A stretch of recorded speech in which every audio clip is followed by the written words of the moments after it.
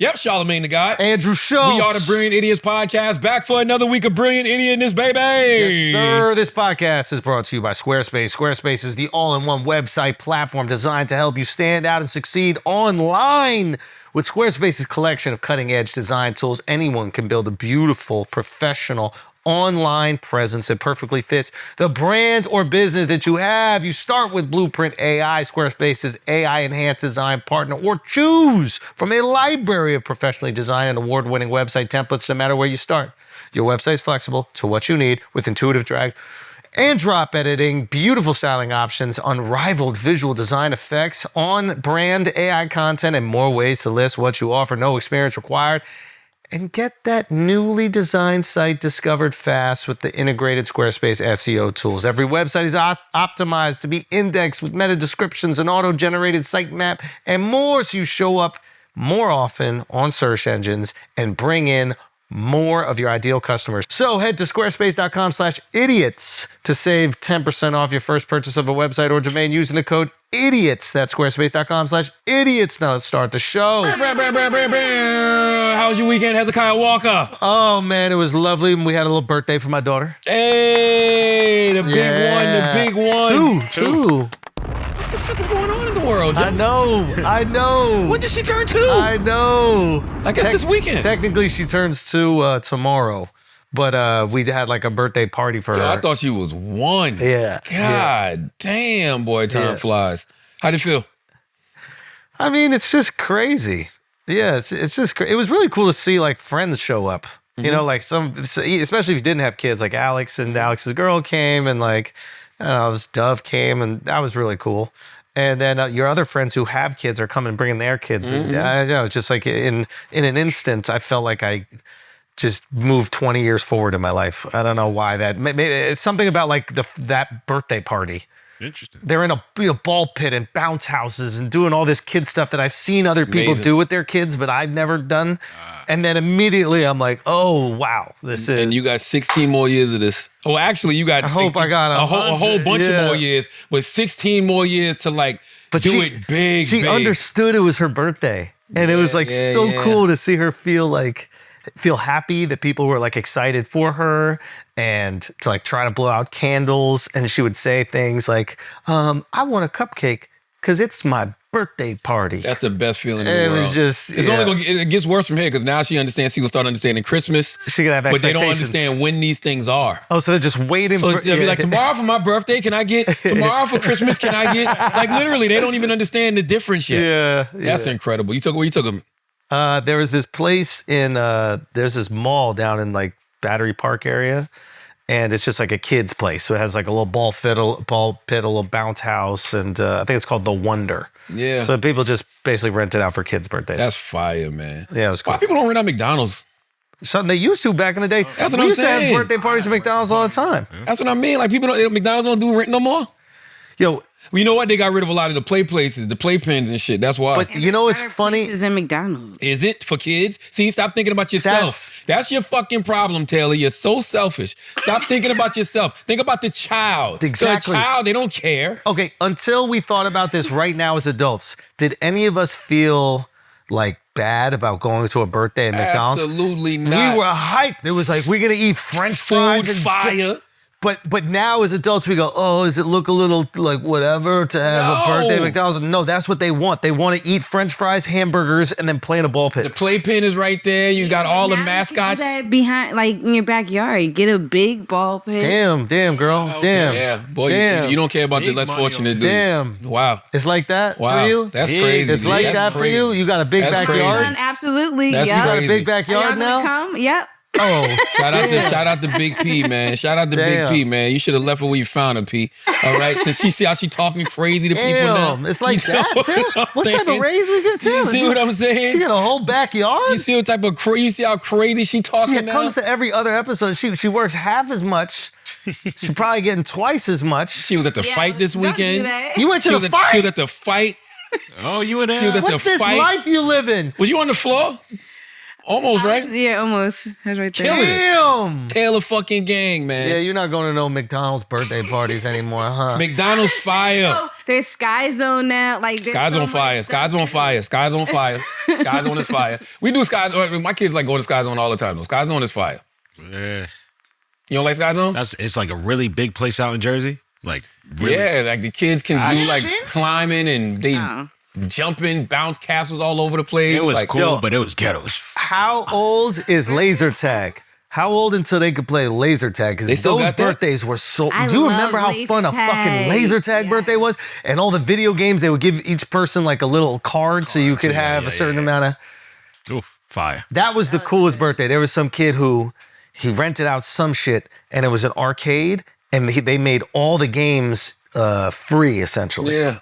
And I was like, this kid must be a trillionaire. Like, there's no way you could just play the same video game over and over again. And a weird thing happened. When you could just keep on going, the games were a little bit more boring.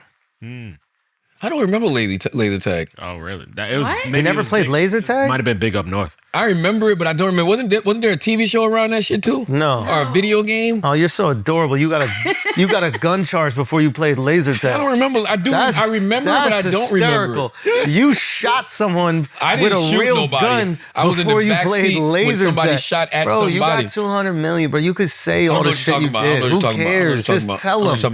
Don't You know sleep how- on Chuck E. Cheese either. You know, don't E. change Cheese subject. is so You know how ghetto. I know you got crazy money? Do you people in the mob take folks to Chuck E. Cheese? Or they don't want to be around no rats? What you think? What you think? What you think? What you think? That's a you great think? pivot. What you That's a think? What you great think? fucking What you pivot, think, Sean? Yayo was asking about that 200, bro. He know what tried y'all to put talking it about. on me. He's like, yeah, you and Charla got 200. I said, who? I don't know what y'all talking about. I was like, had Charla Yayo got on? 200. Yeah, Yayo and Murder came on. Yeah, murder did flagrant. Bro, let me tell you something. Bro, The real report. Alex will never wear nail polish again. Who had on nail polish? Alex had on nail polish. I Alex thought I was like, I know murder. Yayo ain't had on no nail polish. Alex will never wear nail polish. 2 hours of me getting roasted Oh my God. No. by Tony. Yeah. Damn. No. Shout out to Yayo and Murder. They got the real report coming out on the Volume Podcast Network. They're incredible, bro. Nah, They're incredible. But you know what's so funny? They're incredible. They've been incredible as They're individuals, and it's just funny when you find the person that you got the most chemistry with. Yep. You know what I'm saying? To Yep. be able to do what they're doing. Like that, even when they was on Breast Code, they was talking about having guests on the pod. I don't need y'all to have guests. Bro, he said this. He goes, I was asking him, so I was like, you guys are so cultured now, you're traveling the world, there's international sensations. Like, who do you think has adopted the most of the refined culture? And then he was like, oh, me, definitely. I had to teach him how to use a salad fork. that shit had me dying. They don't be shitting on Murder, man. Like, for no reason. He be like, yo, Murder ain't never stayed in no hotels like this. Like, for no reason. And then you around 50 and you like in the best hotels, Amani Hotel. Yeah. We in the Four Seasons. Murder ain't never been in no shit like that. Yo, you know what? I don't know if y'all talked about this. So he said they were in a hotel like Germany or something like that, and like it was them in the elevator, and some little like German girl like walked in the elevator, and her family was back there. They didn't get to the elevator yet, and they just screamed, "No!"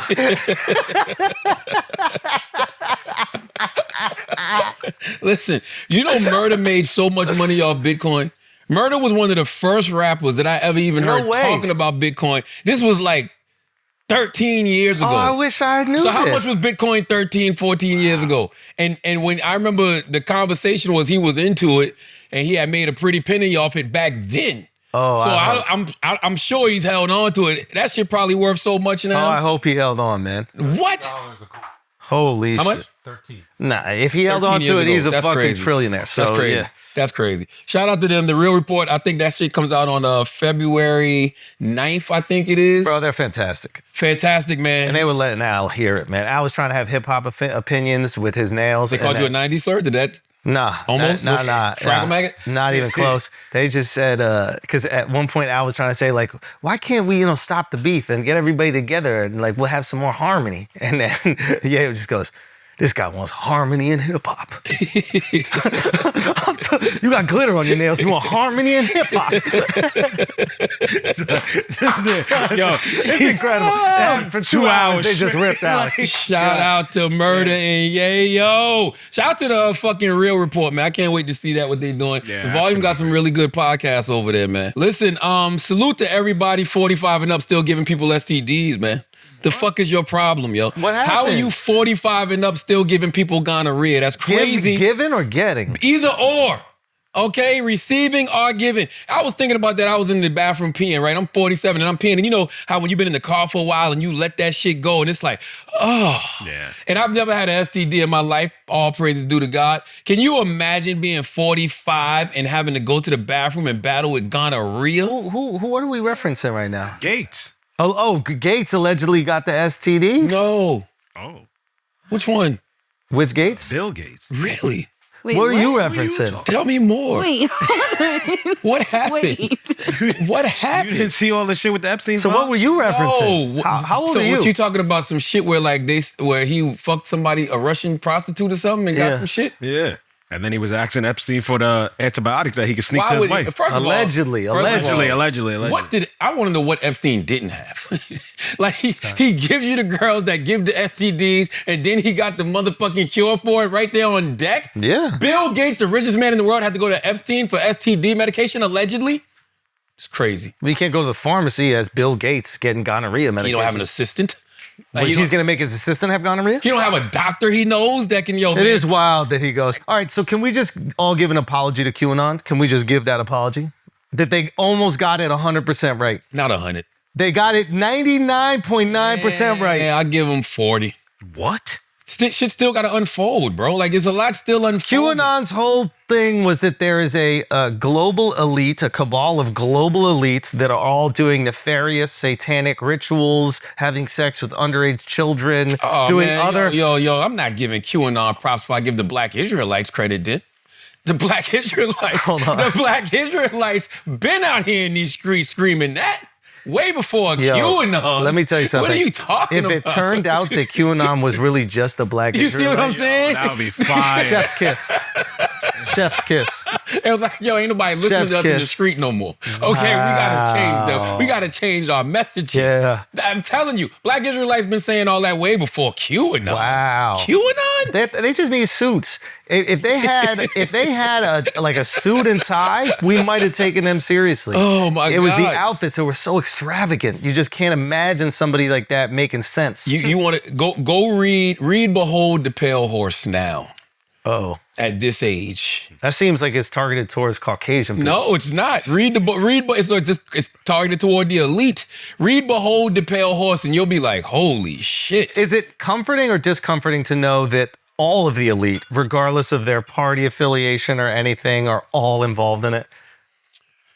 Like every sick. I've never been the type to I never looked at it as like what people do. I just think that some people get to a certain level of status regardless of who they are, and for whatever reason, sexual perversion, sexual deviancy is at the top of their list. Can I tell you what it is? Is that most of these motherfuckers are fat, 5'7" dorks, and they got $1 billion, still couldn't get pussy.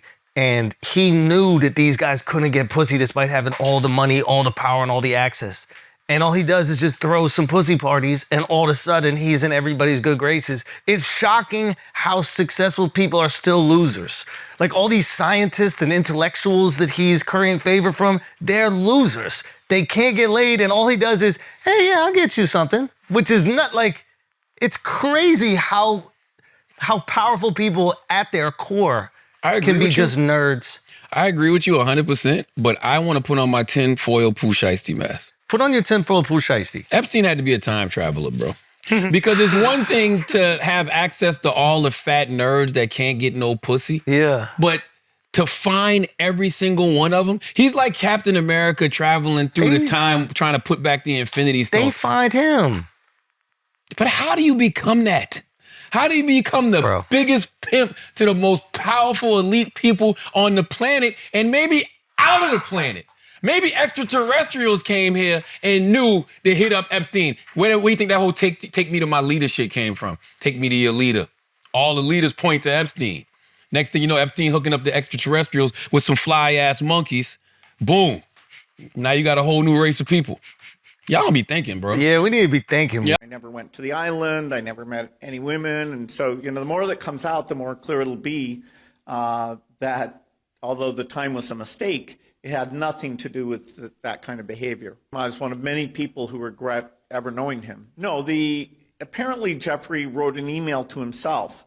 That email was never sent. The email is, false. So I don't know what his thinking was there. It just reminds me, every minute I spent with him, I regret. Oh, that's the problem. We're not thinking enough. Thinking, bro. Yeah. Think. Bill Gates got an extraterrestrial STD. Can you imagine? Yeah. How you 40? No, how old is Bill? Bill's like 60-something, 70-something, right? Allegedly, You though. can't These are all allegedly. All I'm saying is there comes a point in time when you're too old to be getting STD. You too rich to be rawing. Wow. That's the craziest part. I don't think anybody talking about that. You're the richest man in the world. You're going raw on a Russian hooker. Are you out of your fucking mind?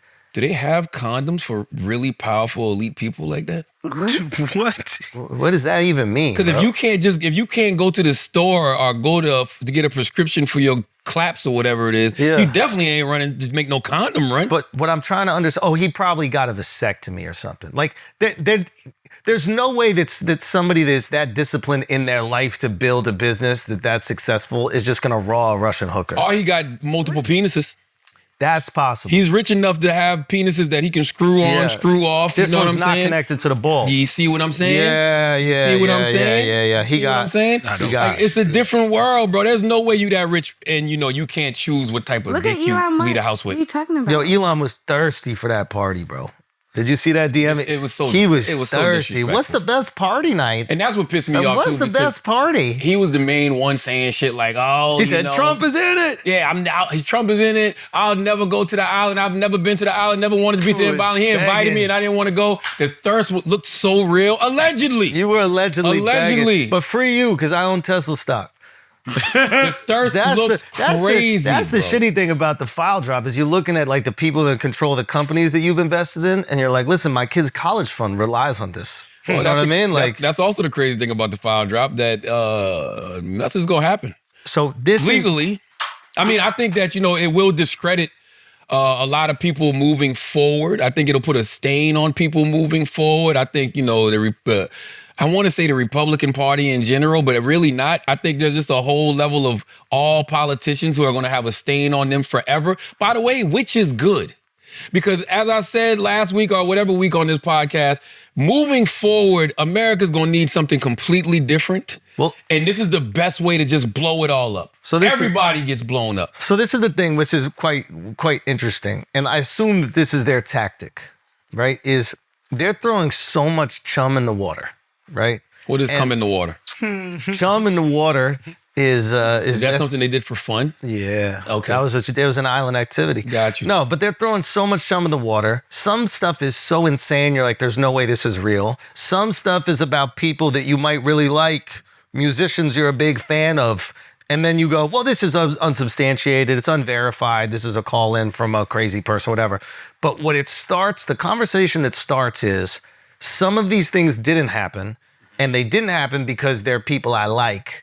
And now all of a sudden, those people who things allegedly did happen to, they can start going, whoa, you picking or choosing. Either everybody that's mentioned is guilty, as we treated before when we only thought it was fucking Trump, Bill Clinton, and whoever else. But now that we know it's literally every wealthy prince, every world leader, every scientist, every intellectual, every guy that owns a football team, when we know it's all of these billionaires around the world, regardless of country, right? When you start hearing things, they have the plausible deniability to go, well, if you don't believe it about that, why would you believe it about me? Well, I think which I think is their goal. They're trying to create confusion. I don't think you're wrong. I just think that there's a difference, right? Because when you see something, a crisis intake report, and then I got this down because I want to read it. Variety is the only person I saw do an actual forensic, like a breakdown to what the difference is between the Epstein files and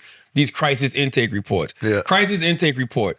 a public hotline submission. By the way, that shit is, I don't know why we don't realize how dangerous this shit is. I didn't like it when Tony Busby did it. I don't like it when even the FBI does it, right? Yep. But a public hotline submission. Anybody can call it right now and say anything. They're not backed by any court findings, no indictments, no confirmed evidence within the actual Epstein case files.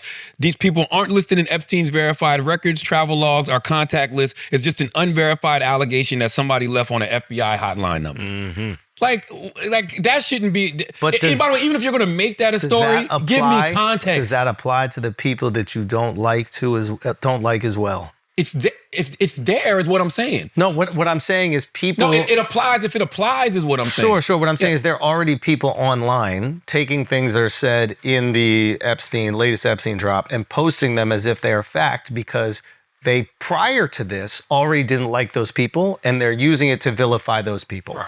And what I'm saying is we're going to start picking or choosing, right? Like the thing that everybody's talking about is Mamdani's mom doing an after party at Ghislaine's house for her movie review, right? It's just like... Was that in the crisis? Was that a crisis intervention line or was that actually No, in the it was files? Jeffrey Epstein's email.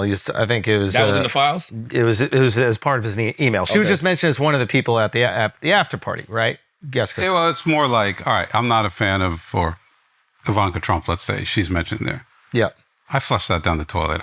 She's not in a room sacrificing babies any more than any. I think my point that I'm trying to say is like, I think most of us look at that and then go, okay, his mom went to some rich benefactor's dinner because... Which is what you have to do when you make movies. Well, you don't have to do anything, but that's what people who do want to make movies do, et cetera, right? And she's rubbing shoulders or elbows or whatever it is with these elites. But I don't think we're looking at that and going, she's part of a child sacrificing ritual. Depends what you want. Sure, but... If you don't like Mamdani... If you are a person that doesn't like Mamdani, immediately you're going, look, his she was mom's in the Epstein involved. files. She's part of the child sacrifice. She does these things. And people are doing that.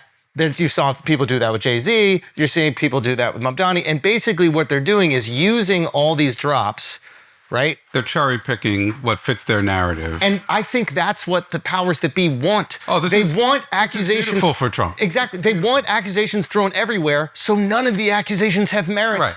And now we're all fighting over shit, and then they're going to go bomb Iran. By the way, and that's what happens. Let's take a step back before we get to Iran. Friday. What happens on Friday? Don Lemon and other journalists in Minnesota get arrested.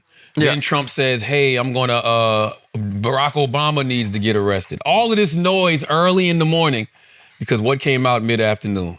All the Epstein dumps, right? And then later on that night, it's the crisis intake stuff because the crisis intake stuff got names that can make headlines. The Jay-Z's, the Pusha T's, Eminem's, Jamie Foxx, right? Like Zoran Mamdani's mom, all of this shit all of a sudden comes out, all to just flush out the main story, which is some of the most powerful and elite people who actually run the world and who are in positions of power right now in the government are in that motherfucking files. Well, you're missing two more. What's up? I mean, I thought Mehdi Hassan had a good post about this. What did Mehdi say?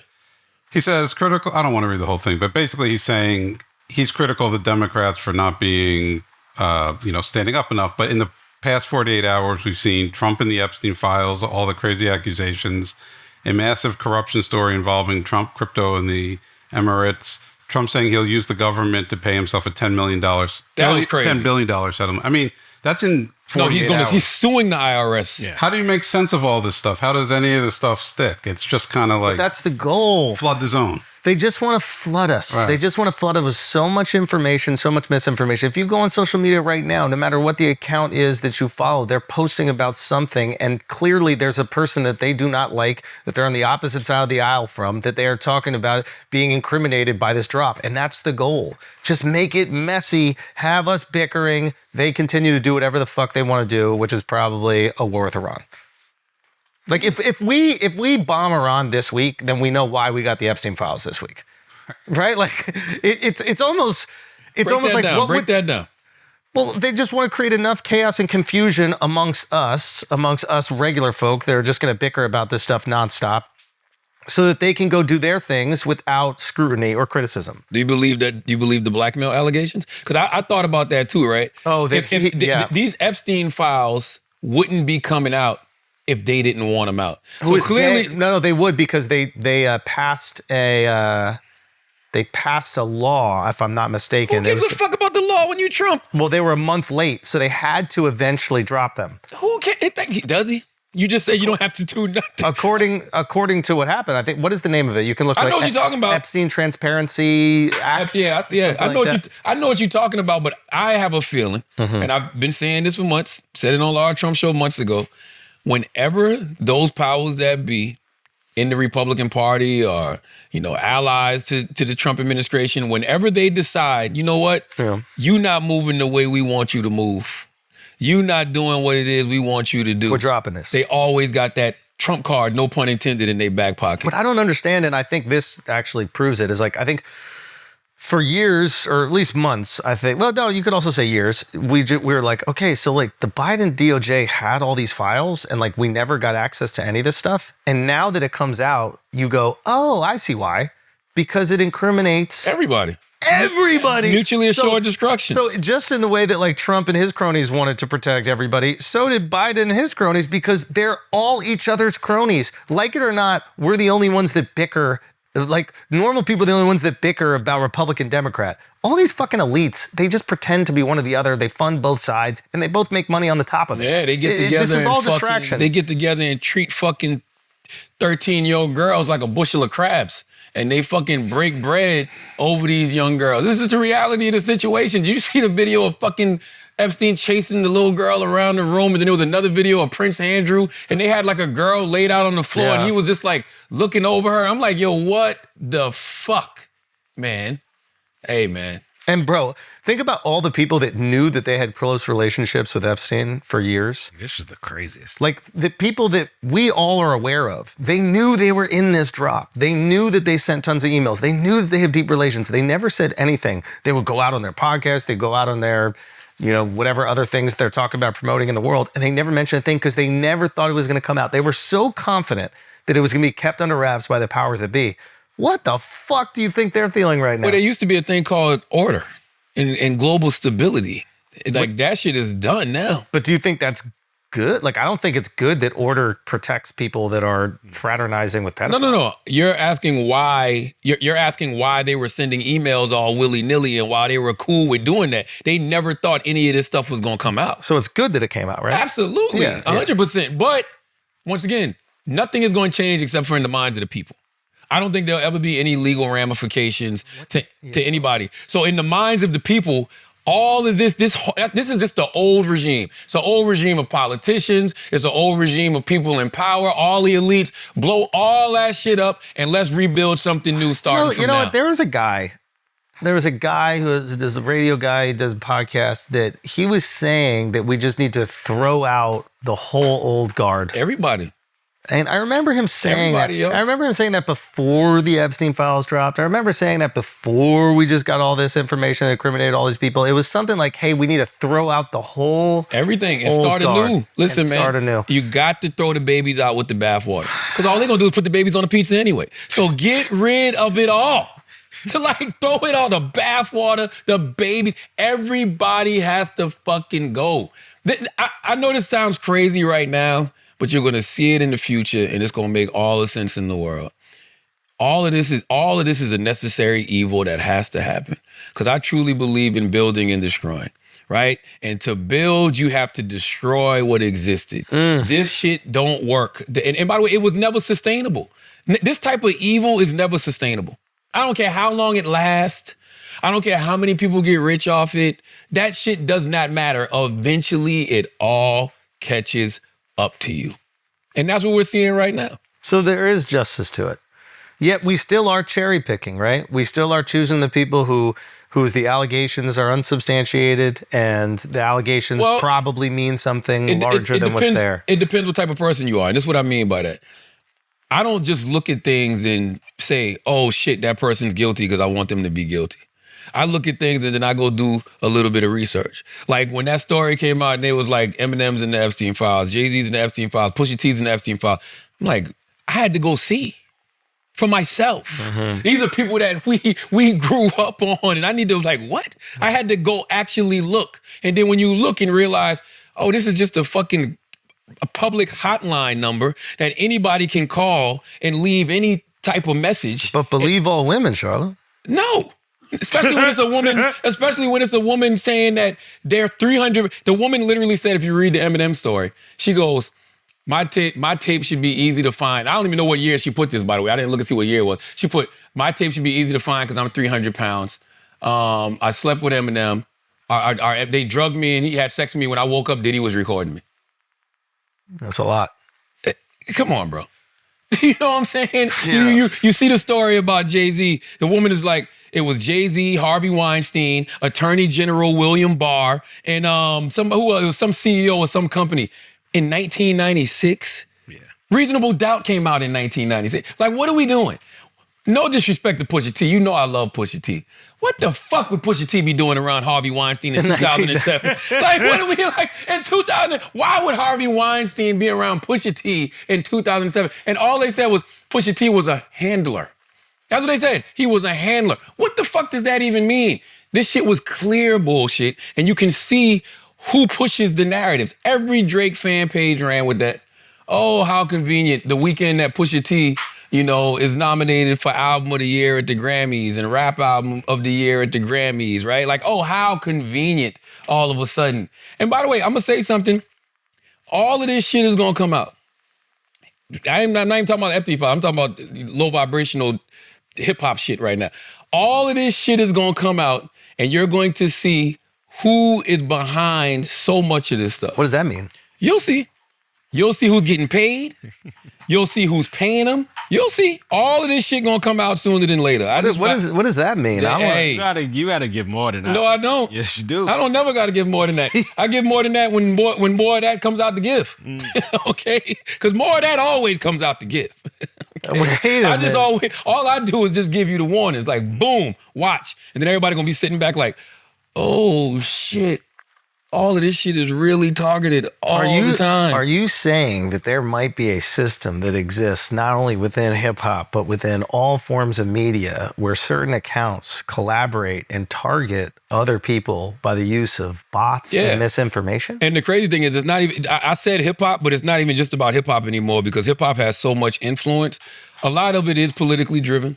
Right? A lot of it is who people think, a lot of it is who people think is on what side, right? And based on what side you're on, you will get targeted by certain individuals to hurt your influence. You'll see. Just remember I said it. You'll see. You'll see. You'll see. But that's the crazy thing about stories like this. Because everything isn't the same. Like the Epstein files are totally different than somebody calling a goddamn FBI hotline, leaving a fucking anonymous tip. And that's what I said. Those things are clearly distinctive if you choose to go motherfucking read past the headline on Shade Room. Right. That's all I'm saying. Right. Like it's clearly distinctive. But again, that's not what people do on the internet. No. You just run with it. No. And then it causes real damage for people. How the fuck did Vlad get an Epstein interview? Nah, he didn't. I think he posts Bannon's interview. I'd never seen that. But I think that's available in the Epstein files, if I'm not mistaken. My bad, Vlad, if I'm wrong. But that's where you got it from? I've never seen that. I'm like, what the fuck? If I'm not mistaken, this is all allegedly, but I think Steve Bannon was hired by Epstein to do like a PR. If I die? Nah, he was hired, I think, to do like a PR, like we're going to reintroduce you as not a bad guy to the world. Is that right, Chris? More like, now they would probably allege something else, and he might go, no, I was actually exposing him or whatever. But the feeling was it was okay, we're going to rehabilitate your image and I'm going to help you through this. So he has these long interviews where I didn't see it. That shit, I don't think it ever came out. No, I'm saying I saw it on Vlad, and I didn't even see it on Vlad. I saw it on the internet first, and I'm like, this got to be AI. There's no way Vlad TV. No, it's not Vlad. It's Steve Bannon interviewing him. Oh, he got it set up like a Vlad TV interview, though. Yeah, he does. Just see Epstein and no one else. Yeah. In the black background. I'm like, yo, what the fuck is going on? I mean, you wouldn't want your face in that either, right? What the fuck is going on outside? Why is all that thumping and shit? That's upstairs? Yeah, they up there, man. They here's down here? They're here. Shit. They know. I don't know, man. All this shit is going to be very, very, very interesting to watch, bro. I tell you that fucking much. But the world as we know it has already changed. I just want y'all to know that. Do you think, so here's the thing. Do you think that we look at the quote unquote elite, the billionaires, do we look at them any differently? What do you mean any different? Because I don't know how I looked at them before. Right. I don't think I connected nefarious acts to this many of them. or connected the knowledge to Epstein. Like, I guess the question I have is like, how many of these people knew that he was convicted of what he was convicted of? Everybody. So is that true? Or are people like, do you believe that Mamdani's mom knew that he was convicted and then she still decided to have this party? Or he was convicted of this thing in Palm Springs and then she heard that there was this financier that was connected to all these people in banking and global politics and Harvard. And she was like, okay, I'll do an after party at his house. What do you think, Chris? Because I mean, when Epstein first got arrested back in the day, and that's when that's the only time he got charged, actually, right? What year was that? This is 2006, is it? So I don't know. I mean, was that a big story back then? I don't remember. I don't know. I never heard of Larry Epstein until recent times. I thought Larry Epstein and Jerry Sandusky was the same person for a minute. Wait, Larry Epstein? What's his name? Jeffrey Epstein. Jeffrey Epstein, yes, yeah. Jeffrey Epstein. So I guess what I'm trying to understand is like, is it possible since Epstein wasn't famous, that there were people who met him afterwards that were unaware of that prior conviction? Sure. Like, whenever you meet a famous person, do you Google them and make sure that they didn't fuck kids? Well, I think Again, I'm not trying to cop please. I'm not trying to cop please, but I would like to live in a world where like someone like Mamdani's mom didn't know that he was a convicted pedophile and still decided to do an after party. Like, I think what makes him dangerous wasn't. I mean, he was obviously the ultimate pimp in a lot of ways. yeah. But there are a lot of pimps in the world. I think what made him, so widespread in that world is he had access to money too. Yeah. And, money is a temptation that most everybody in the world Bro, falls. people act so weird around money. You know what I mean? Like, Charlamagne, in my opinion, is the greatest radio host of all time, man. Right. Like, he's a benevolent guy. He's a all that is charming true, guy. You know what I mean? He's a fantastic human being. I'm not the best of all time, but I'm, No, you're the greatest of all time. No, I don't think you've ever done anything wrong. No, I think I'll get mentioned. I think you're the greatest. You're the greatest of our generation. No, yeah. I'll get mentioned when they mention greats at some point. Damn, you made me had a fucking real good train of thought. What was it? I think the majority of people did not know about his earlier conviction. So I don't believe that. I think Andrew's right because people still worked with Woody Allen. People still worked with R. Kelly. So here's the interesting thing, because I did think about this with Woody Allen, right? Proximity to other people makes you radioactive or not. So everybody's aware of Woody Allen and what he did, right? Nobody cut him off. But if he's still doing movies with these super famous celebrities, he's still doing movies with these super famous actors, all of a sudden that neutralizes his toxicity a little bit. Or you start believing like, well, maybe we misunderstood it. Maybe something's not. Maybe he didn't do what they accused him of doing. Because why would all these people still be fucking with him? Why would he still be in a position of power? If Jeffrey Epstein gets convicted of some shit that people kind of like more or less hear of, and again, I don't even know if he's famous enough for them even. Woody Allen is massively famous, and people still look the other way. Here's this guy who's rich, but people don't really know him, and they hear he had some weird shit happen in Florida, but he got an office in Harvard. So it's like, well, it can't be that crazy if he got an office in Harvard to this day. I think all of us are right. And I think what happens is, I think when people have a lot of money and you can have access to it, you start convincing yourself that these people aren't as bad as they actually are. Yeah. Because you need that money. Like, people are so fucking whatever. I think all of us are right. I think Alexx is right. A lot of people probably didn't know. I think you're right that, if you're still in a position of power, people will still fuck with you. And then I think there's some, and I think to what I'm saying, when they know you're still in a position of power, they might know and be like, let's keep going, yo. Like, keep going. I can't imagine that people weren't aware of Harvey Weinstein's transgressions in Hollywood. Like, amongst Hollywood circles, there must have been people that have like heard about it. It's very rare, especially in like such a small community like Hollywood, that people don't know or like heard rumors of like, oh, he auditions girls in a hotel room. Like, people probably heard of these things, but he's getting movies that win Oscars, that's very successful, all these actors getting these opportunities. So an agent kind of looks the other way and people look the other way. And that's the tricky thing when like you come down on a Harvey Weinstein, because you obviously do come down on the person that does the thing. It's horrible. But there are a lot of other people that enabled that thing and look the other way, that they're going off scot-free. There's a lot of agents that sent their fucking 18-year-old girl clients to a hotel room with a guy they knew was a creep, and nobody's talking about those people. Those people are probably actively some of the biggest agents in the business right now. And there's no scarlet letter on them. There's no, hey, this person enabled this thing, this horrible thing that this girl went through.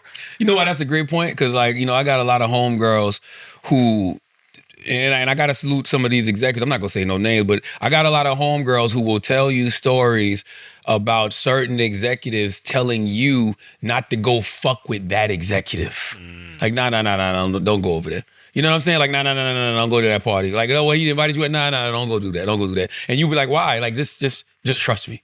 You know what I'm saying? Like, literally, I've heard, I can tell you numerous, you know, tales like that. But they didn't say it loud enough where TMZ talks about it because they're probably worried that it could negatively impact their career. They're probably worried that they don't have enough evidence where it could convict that person. And if the other girls aren't willing to come out, now you're setting up a whole can of worms. So you kind of look the other way. And looking the other way weirdly enables it for longer. I also wonder too if because there's some people that had firsthand knowledge of some of this shit, right? Like let's be clear.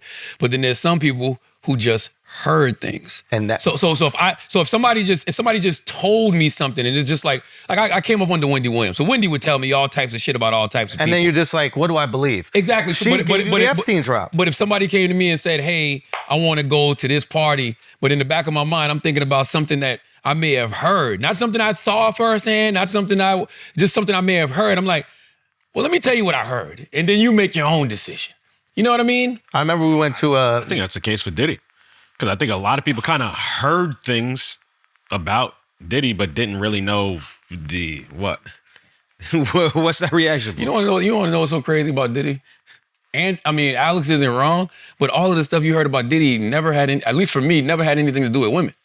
It was like, guard your goddamn booty hole. Yeah. It was always guard your goddamn asshole, young man. But then all the shit that came out in the trial wasn't gay shit, really. Nah, there was some gay shit. Saving guys cum, I think, qualifies as gay. There was some chum in the water, bro. Nothing about him taking booty holes.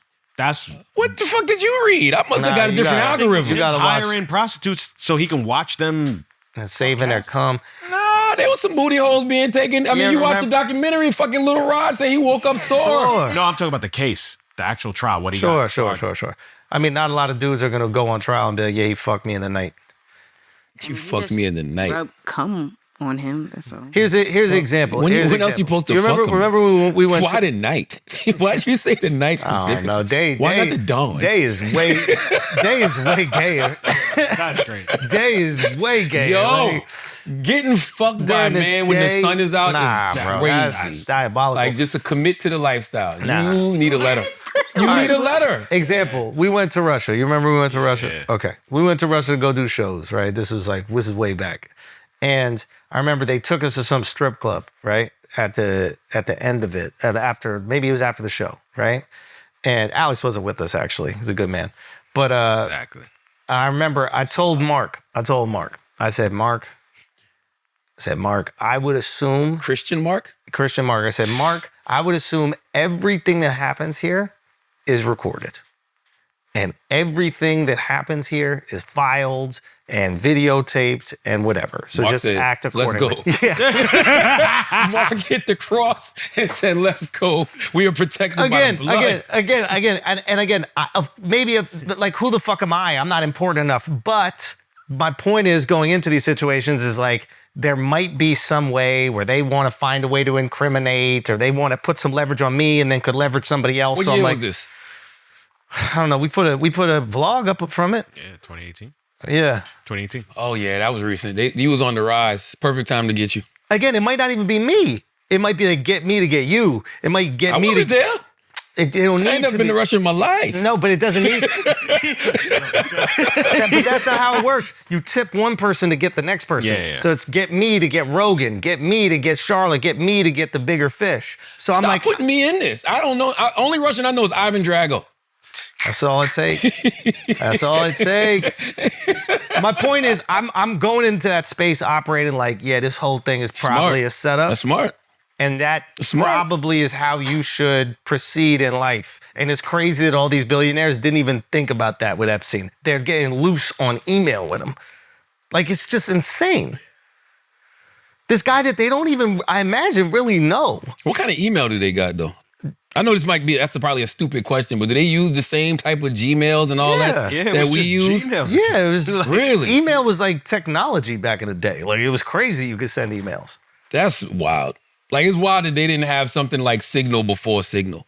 Like something that's actually, because I don't know why y'all be getting on Signal. First of all, it is the stupidest thing in the world to me is when people be like, there's a website that you can get on and send messages that nobody else can see. You really believe that, motherfucker? You really believe, like somebody, you don't even know who invented this shit. Yeah. That, you know what I'm saying? That might be CIA created, FBI founded. We don't fucking know. All it takes is you sending the message to someone else and them taking a picture of it. So there's no such thing as it's like encrypted. You can't copy it. And I move around this planet, like every single thing I'm saying, everything I'm doing, everything I'm texting is being documented.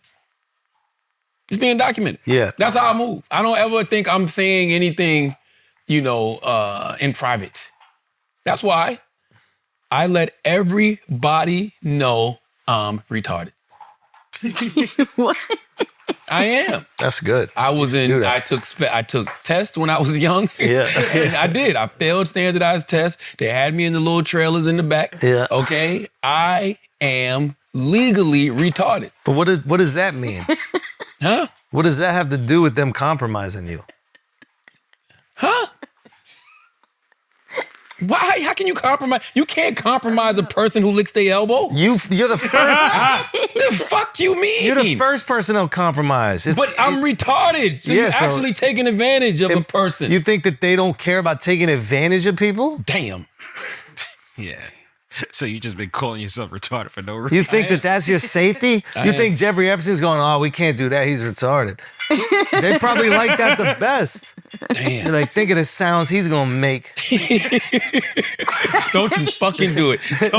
Don't you do it. You wanted to so bad. I'm not doing it. Don't fucking do it. Hey, you guys. Hey, you guys. Peanut butter. Oh, man. Peanut butter. Don't forget the jelly time. Don't forget the jelly time. Don't forget the jelly time. Don't forget the jelly time. Okay. Let's pay some fucking bills, man. I gotta pee. This podcast is brought to you by Squarespace. Squarespace is the all-in-one website platform designed to help you stand out and succeed online, whether you're just starting out or scaling a business. Squarespace gives you everything you need to claim your domain, showcase your offerings with a professional website, grow your brand, and get paid all in one place, okay? Make smarter business decisions with Squarespace's intuitive built-in analytics tools. Review website traffic, learn where to focus engagement, and track revenue from bookings, invoices, or product sales, all from one place. Looking to grow your business? Now, you can get fast, easy financing through Squarespace Capital. The application process just takes a few minutes and approval happens in a matter of days. If you're approved, funds will be deposited in your bank account in 3 to 4 business days so you can grow quickly. Avoid the hassle of the traditional loan process and easily access financing through Squarespace Capital. Loans are issued by Celtic Bank and serviced by Stripe. All loans are subject to credit approval. Head to squarespace.com for a free trial. And when you're ready to launch, use the offer code IDIOTS to save 10% off your first purchase of a website or domain. All right, y'all. The big game is almost here. Super Bowl, baby. Yes, sir. Seattle Seahawks versus the New England Patriots, and there's no better way to cash in during America's biggest sporting event than Prize Picks, where it always feels good to be right. This week, Prize Picks has a special max discount for the big game. Live in the app now. Drake May just needs 1 passing yard for the max discount to win. Just add another player to your lineup, and if your picks hit, you can cash in. Okay? Listen.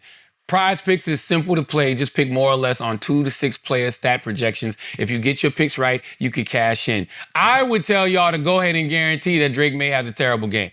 All right, that's what I would tell y'all to do. My league is already over, but with Prize Picks, I don't have to wait until next year's draft to keep playing fantasy. Prize Picks lets you play fantasy football every week, even in the playoffs. Pick your favorite players and win when they hit their projections every week. No draft required. Join millions of users and sign up for America's #1 sports picks app. Download the Prize Picks app today and use code IDIOTS to get $50 in lineups after you play your first $5 lineup. That's code IDIOTS to get $50 in lineups after you play your first $5 lineup. Prize Picks is good to be right. Let's get back to the show. Heather, you got church announcements?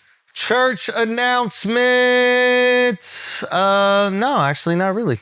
I just want to tell y'all, keep watching Breakfast Club on Netflix. Yes. You know All the full interviews are up on Netflix right now. And also 2 Chainz's book, The Voice in Your Head is God. The Voice in My Head is God. The Voice in My Head is God will be out, in a few weeks, like 30 days. It'll be out like in March. I can't remember the exact date. But please put the book up right here if you can. Like whoever does the graphics, put the Effie, right? Does Effie do the graphics? FA. Put the book up, please, for me right here. And you'll go pre-order that wherever you buy books. Let's do some all means necessary, man. Lose your wig. Who's this, Big Baby? Shout out Big Baby, man. We had Big Baby on this morning, man. Big Baby is an amazing, amazing personality. He is, dude. He's hilarious. And he can flip this if he wants, because I think the best thing that's going to happen from this situation is that people are going to get to know Big Baby's personality. Yeah. But now he got to get those hands to match the personality. See, if you didn't see the fight this weekend, Big Baby... He won, though, didn't he? He did win, but it was terrible. It was a terrible, terrible fight. Oh, it was disgusting. It was just a sloppy match. Big Baby wasn't moving the way that he usually moves. When I saw him this morning, because he came to Breakfast Club, the day we're taping this, I saw him this morning. He looked much more in shape than he did in the ring on Saturday. He did. And they kept using terms like, oh, this is such a sloppy fight. Oh, this fight is just big and sloppy. I'm like, yo, announcer, stop being pussy and say what you want to say. Which is? This is a fat fight. Okay? That's all it is. His name is Big Baby, though. What do you expect him to look like in that? Yeah, but he said it's because of the way he wears his trunks and the way he wears his cup. So it takes all of this and makes it like look a little bit more, I guess, I don't know, chunkier. But when the fight started, I'm in the group chat with some people and I said, Big Baby about to get washed. And the only reason I thought Big Baby was about to get washed because I haven't seen Big Baby disciplined in a long time. And so when he comes out, he's not fighting well, like I didn't think he would. And then this shit happens where I'm literally watching the fight. Bro, I thought something was wrong with me. I'm like, yo, I just saw his hair move, yo. Because it didn't just flip up at first. It just shifted a little. Right. And I'm like, yo, his fucking hair just moved. I'm like, yo, did he hit him so fucking hard that his hair just moved? Yeah. And then it took me about 30 seconds because he got pummeled a little bit. And then you saw that. I'm like, this motherfucker got on a fucking unit, bro. Do you think it was strategy? How? No, he explained it. He said that he shampooed his hair last week, fucking around with some Dominicans or Puerto Ricans or something, and he started losing his hair immediately, so he went and got the unit put in. I always had hair. You know what I'm trying to say? It was breaking normality last night. And I blamed it on my mom, too. I kind of felt bad about that. I said, you know what? I'm just going to roll with it. So anyway, I always had hair. But, you know, and they put enhancements, all that stuff in there. I'm like, I went to the Spanish spot. Cubans in Miami. Mm-hmm. Man, shh. Left it in there. I went to training, washed my hair out. Half of my hair fell out. And I said, okay, I ain't ready to go bald yet. I can't pull a shoulder man just yet. Mm-hmm. I said, you know what? You got a nice head for a bald, though. You do. Like you have. I'm just saying, he gets hit with a clean shot. Mm-hmm. Hair flies off. Mm-hmm. Ref immediately steps in and stops the fight so they could remove the hair or figure out what's going on. Well, the bell rang too, though. Oh, that was the bell. Yeah, right the bell rang. Yeah. Okay. My bad. The bell rang, and that's why he went to the corner and just took it off. And then he turned up because he was like, "I can't lose this fucking fight. I can't lose this fight after my hairpiece." I think he's lying. I think he's always had a piece in. Because I'm looking at his younger pictures, still looks like a piece in. You think he always had a piece? I'm gonna tell you something else that people don't know, man. Big Baby missed out on his biggest payday ever. Because he was supposed to fight Anthony Joshua. Yep. But he tested positive for drugs. He said it was dick pills. Performance-enhancing drugs. Drugs. Yeah. He said it was dick pills, but he was supposed to get paid like $8+ million for that first fight. Because that was Anthony Joshua's first fight in America. Yeah. It was Anthony Joshua. He was still undefeated, and it was at the Garden. Huge L, and he said the rematch clause was $17 million. Wow. Huge. Have you talked to him about that? We talked about it this morning. And what did he say? Does he say how it affected his life? Huge regret at first. Went into a very dark place after. But he was like, yo, I can't, he was like, I couldn't dwell on that. I had to keep it moving. And he said, that turned out to be Andy Ruiz's blessing. Right. Right. So that's a good way of looking at it. Like, I ain't got no choice. Dude is hilarious, though. No, he's a character, man. He would actually be like a quintessential New York City boxer. So the thing with Big Baby's always been power. Like I think he used to be a kickboxer too. He kickboxed. And maybe even a kickboxing. He said he started kickboxing because of titties. Because of what? Titties. What? Yeah, he said he was downstairs back in the day when he was younger, and this woman came to the window and her titties was out. And the woman told him to come upstairs, so he came upstairs. By the time she came upstairs, she had put a tank top on, and she introduced him to kickbox. Hilarious. Yes. Hilarious. He's got an amazing story, man. No, he's a great character. I think, but the knock on him has always been like he's a heavyweight, but he doesn't have that like heavyweight one punch power. He has tons of skills and he moves. Can move around. Usually moves really man. well. He's like incredibly athletic for his size. But that one punch concussive power that heavyweights have is. You want that from the big boys. I want to see him. I want to see him bounce back. Let me tell you something, by the way. This was one of the best fight cards. Oh my God, this whole card was so good, man. I missed the fight. I saw the highlights. But like, what'd you think? This card was so good. I mean, this fight sucked. The Big Baby Kingsley fight. I can't. Was it Kingsley? I can't remember who he was fighting. That fight sucked, but it was still entertaining because of what happened. Of course. But boy, the homie from Brownsville, Bruce Carrington. Yeah, that knockout was unbelievable. Oh, yeah. Unbelievable. Oh. It's like a 5-punch combination. That shit like some shit from Mortal Kombat. For real. Like that shit was clean. I mean, 5-punch combo. Yeah. Cleaned him up. Beautiful. Then he came to the ring with MOP. Incredible. Keyshawn fucking Davis. That motherfucker is a killer. Let me get some highlights right here. I want to watch. I was gonna call. When I was watching it, I was like, "Yo, Keyshawn Davis is like a evil Lakeith Stanfield." But then I had to think about it. Like Lakeith be looking evil too, right? In certain roles. Got it. Keyshawn got like a meanness, evilness about him in the ring that just makes him very entertaining to watch. Where's Keyshawn from?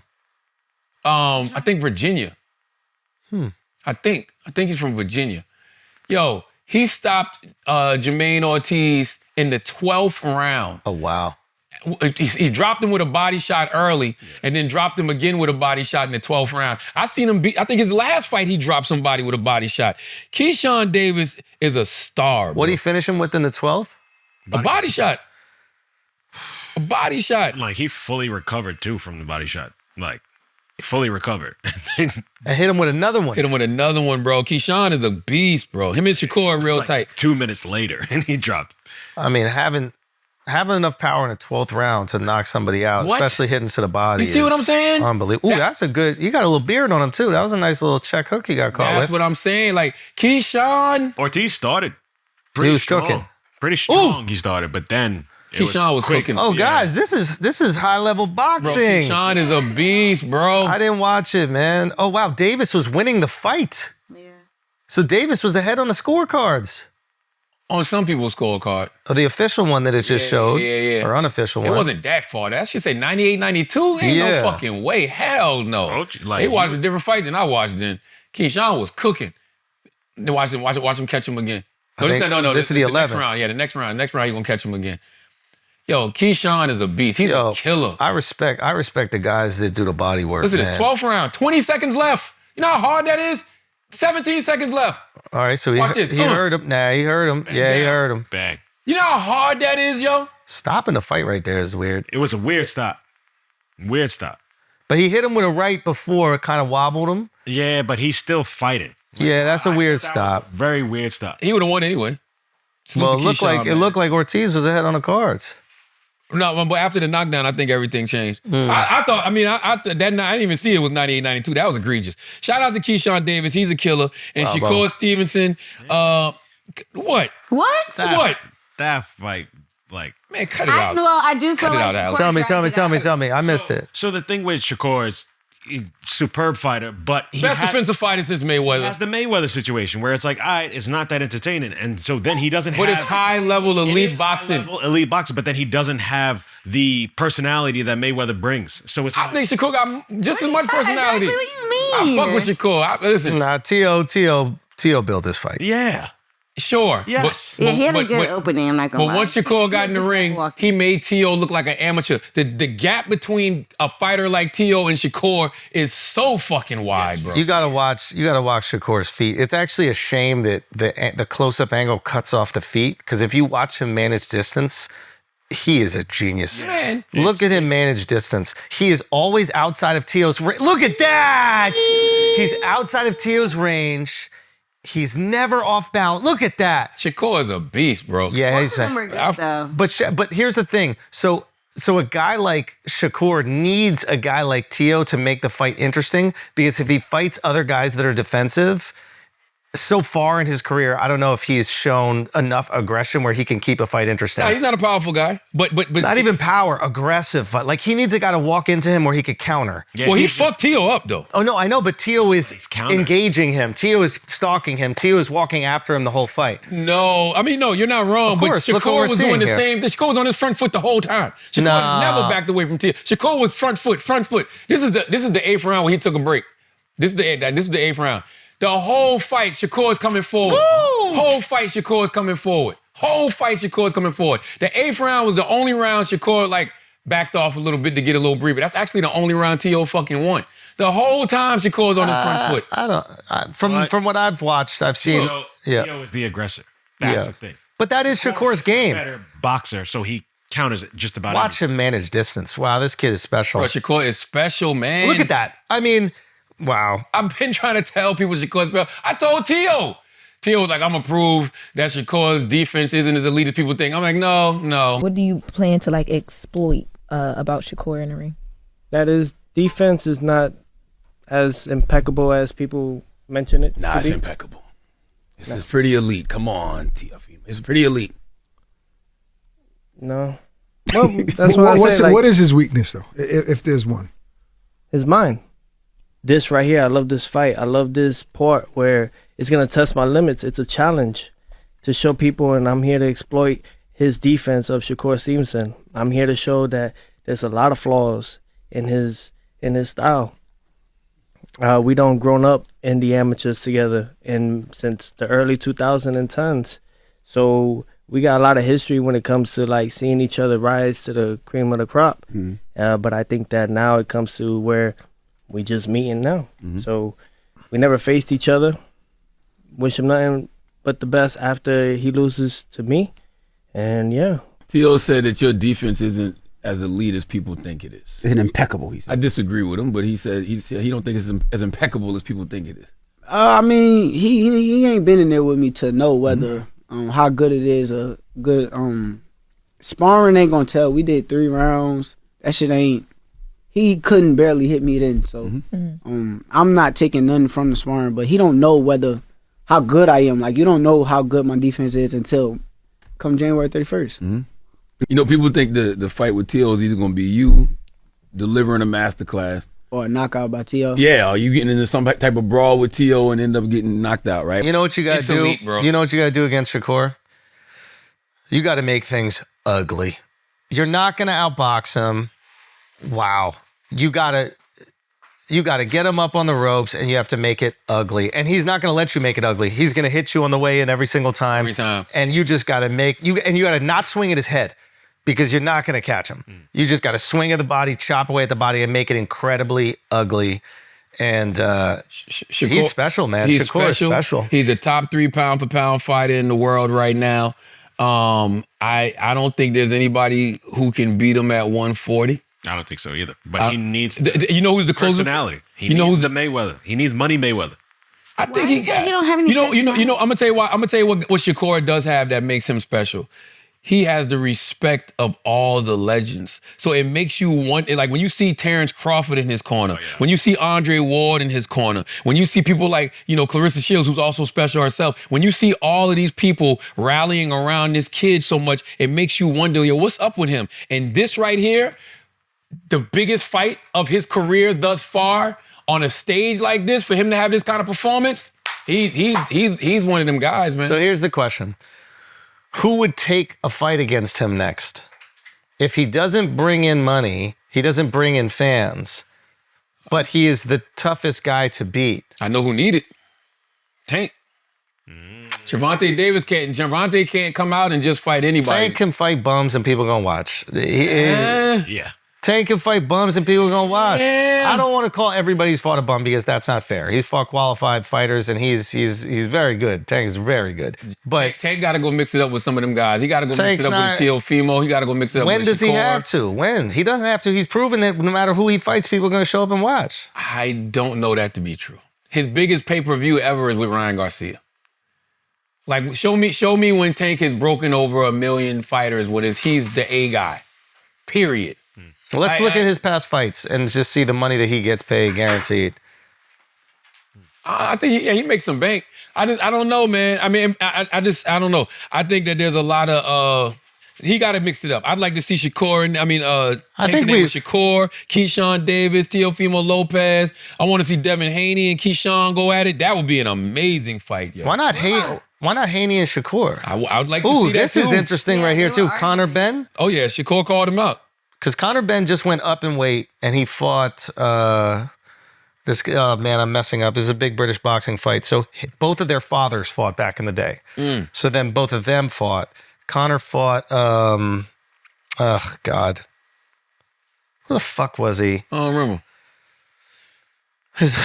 Anyway, he lost the first time they fought, and the second time they fought, he won. It was a huge British boxing bout, and he came up in weight to fight. I think he came up to like 160 or maybe even 168 to fight, like something insane. But I think Conor fights at 147. I don't know if he can get down to 140. I also love the relationship between Terrence Crawford and Shakur Stevenson, man. Yeah, it's just dope to see like an OG put his arm around a young guy in that way and the mutual respect that they have for each other, and just how you can tell Shakur is a sponge soaking up all of this greatness from those individuals. Shakur got a lot of respect for Bud, man. And it don't seem like transactional. No, not at all. Like Bud is in the corner because he getting a check or something. Like it's a real relationship. He was there before. Like you saw Shakur at Bud's fights. I think he looks up to him as an OG and he recognizes Bud's greatness. Also, Bud's another southpaw that's incredibly crafty, amazingly defensive, and like I'm sure he looks at him and he goes, "Oh my God, I want to be a fighter like that." Yo, Shakur beat T.O. so bad that T.O. got up there and apologized for slavery, right? That was wild, Joe. Damn. Like I was watching that shit like, what the fuck does slavery got to do with anything? Like that was wild. Like of all the things that he could have why did T.O. apologize for that? Because I mean T.O. has a history of making a lot of racist remarks. You know what I mean? I mean he's selling a fight.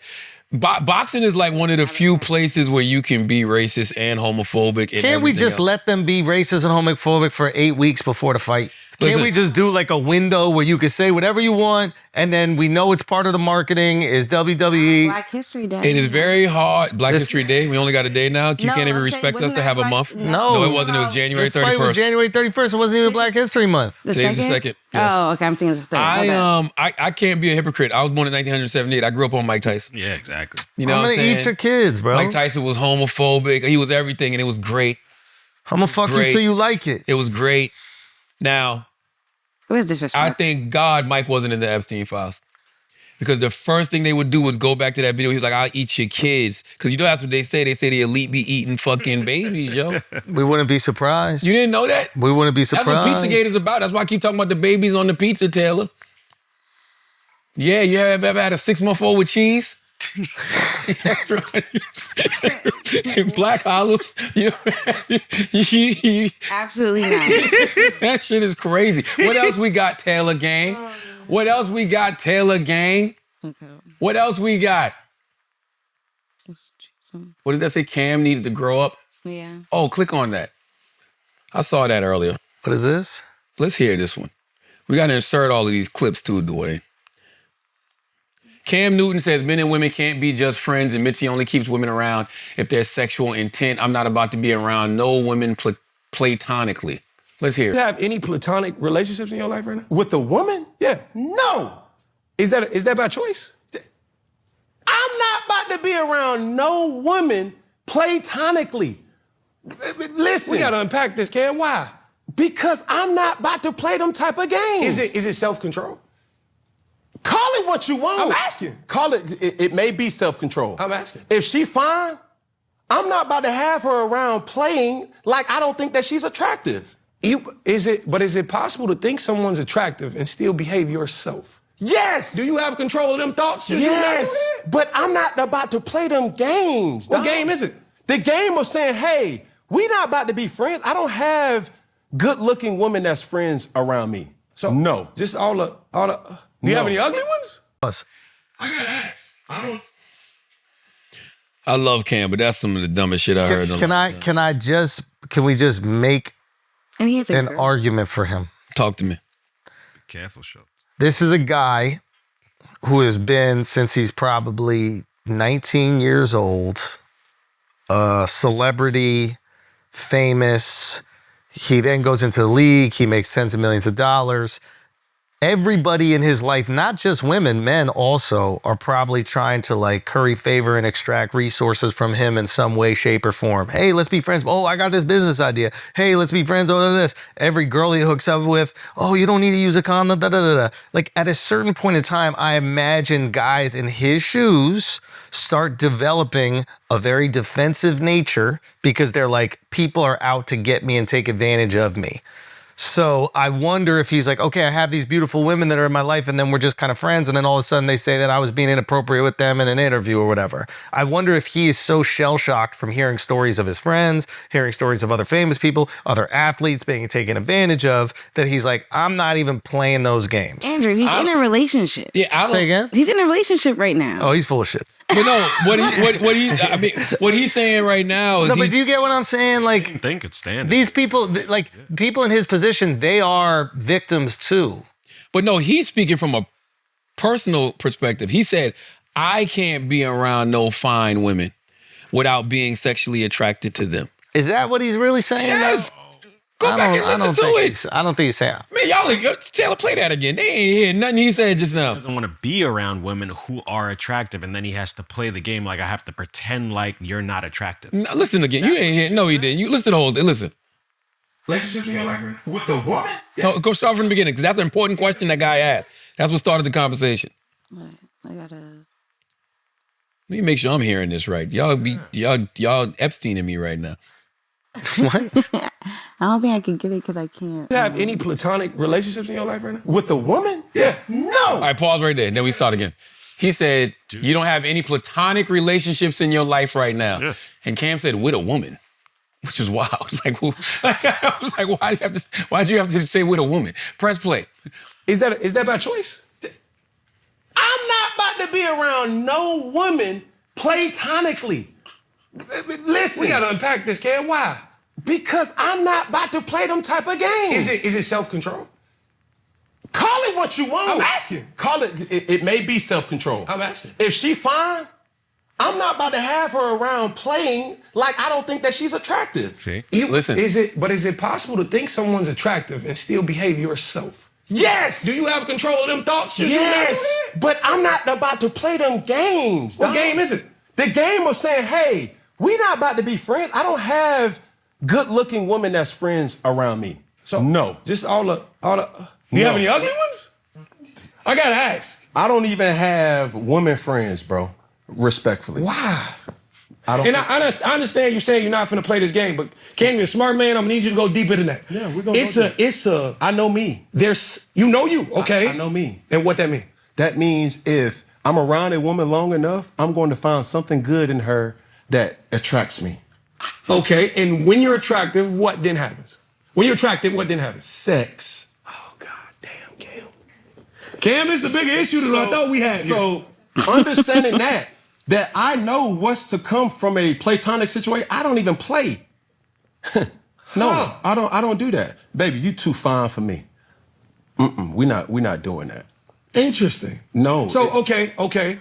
If I take the word friendship off of the table, do you have platonic relationships in your life that involve women? I just told you, I don't have no attractive woman that I'm cool with that I do not have plans on stabbing. Do you have any platonic You want to retract what the fuck you said? We didn't hear all this part. I don't. I heard it first a minute. Yo, let me ask you. Let me ask you. Find me a wife or girlfriend on the planet that wouldn't be over the moon that her man felt that way. found me a wife or girlfriend What are on you the talking planet that wouldn't be over the moon if their fuck are man you was talking like, about? I don't want to have any hot girls in my life. I don't want to have any girlfriends. Because I don't have no self-control. Right. Because I can't help myself, and I'm going to try to holler at every fine girl in the world. That's ridiculous. It is what it is. No, that's like... that sounds crazy. You don't think my wife... You're a weirdo if you said that.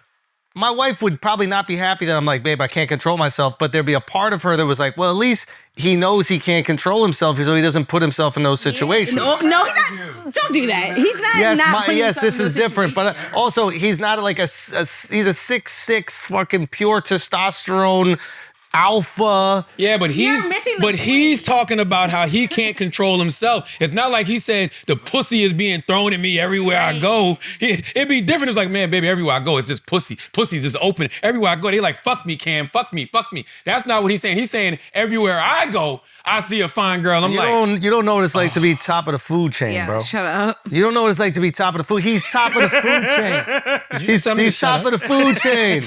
She said, shut up. A double whammy just didn't have to happen just now. There was no reason for that. Nah, you was. Yes, I was telling Andrew to shut up. No, that felt like I felt like I got jumped just now. You did get jumped. Okay? Yeah. Nobody worried about you getting pussy, man. And people will be worried about him getting pussy. How much he's saying, how much you find him attractive. That is crazy. That's what you saying. You don't think he's a good-looking the guy? reason Cam had to say, and women, he had, because it's guys like you, okay? Let me tell you guys something. like you that want to be Cam's friend. Y'all can live in pretend world. Every girlfriend or wife would love if their husband had that thing. So you want your husband? You want your husband to have lots of girlfriends that are hot? No, that's all my. 90% of my friend circle is girls. You that are just attractive. became faithful. No, that's not true. You just became faithful. I wasn't fucking my friends. All right, I don't know that. I don't know about your life. I don't know about your life. My point is, if I'm asking him, why do you not have any girlfriends? And he's saying, because I can't control myself. That's a problem. Yeah. I know he's being honest. He's being honest. Though. He's so being when honest. his girl it's a problem sees, when we're honest. It's Also, a problem when we're honest. Can I say You want something? your man to lie to you. You want your man to be like, oh yeah, listen, if a hot girl's around me, I can be best friends with them. I don't even notice her Yes, you fat can. ass titties. Can I say something? I want to say something because it's very important for me to say right a here. man is honest and y'all want to hate It's very him. important for me to say.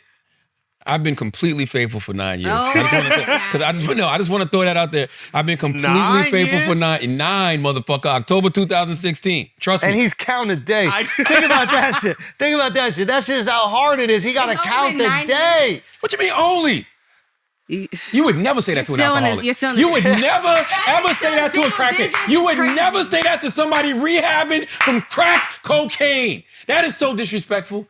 That is so you're saying cheating is like crack cocaine? Yeah. He's addicted to vaginas.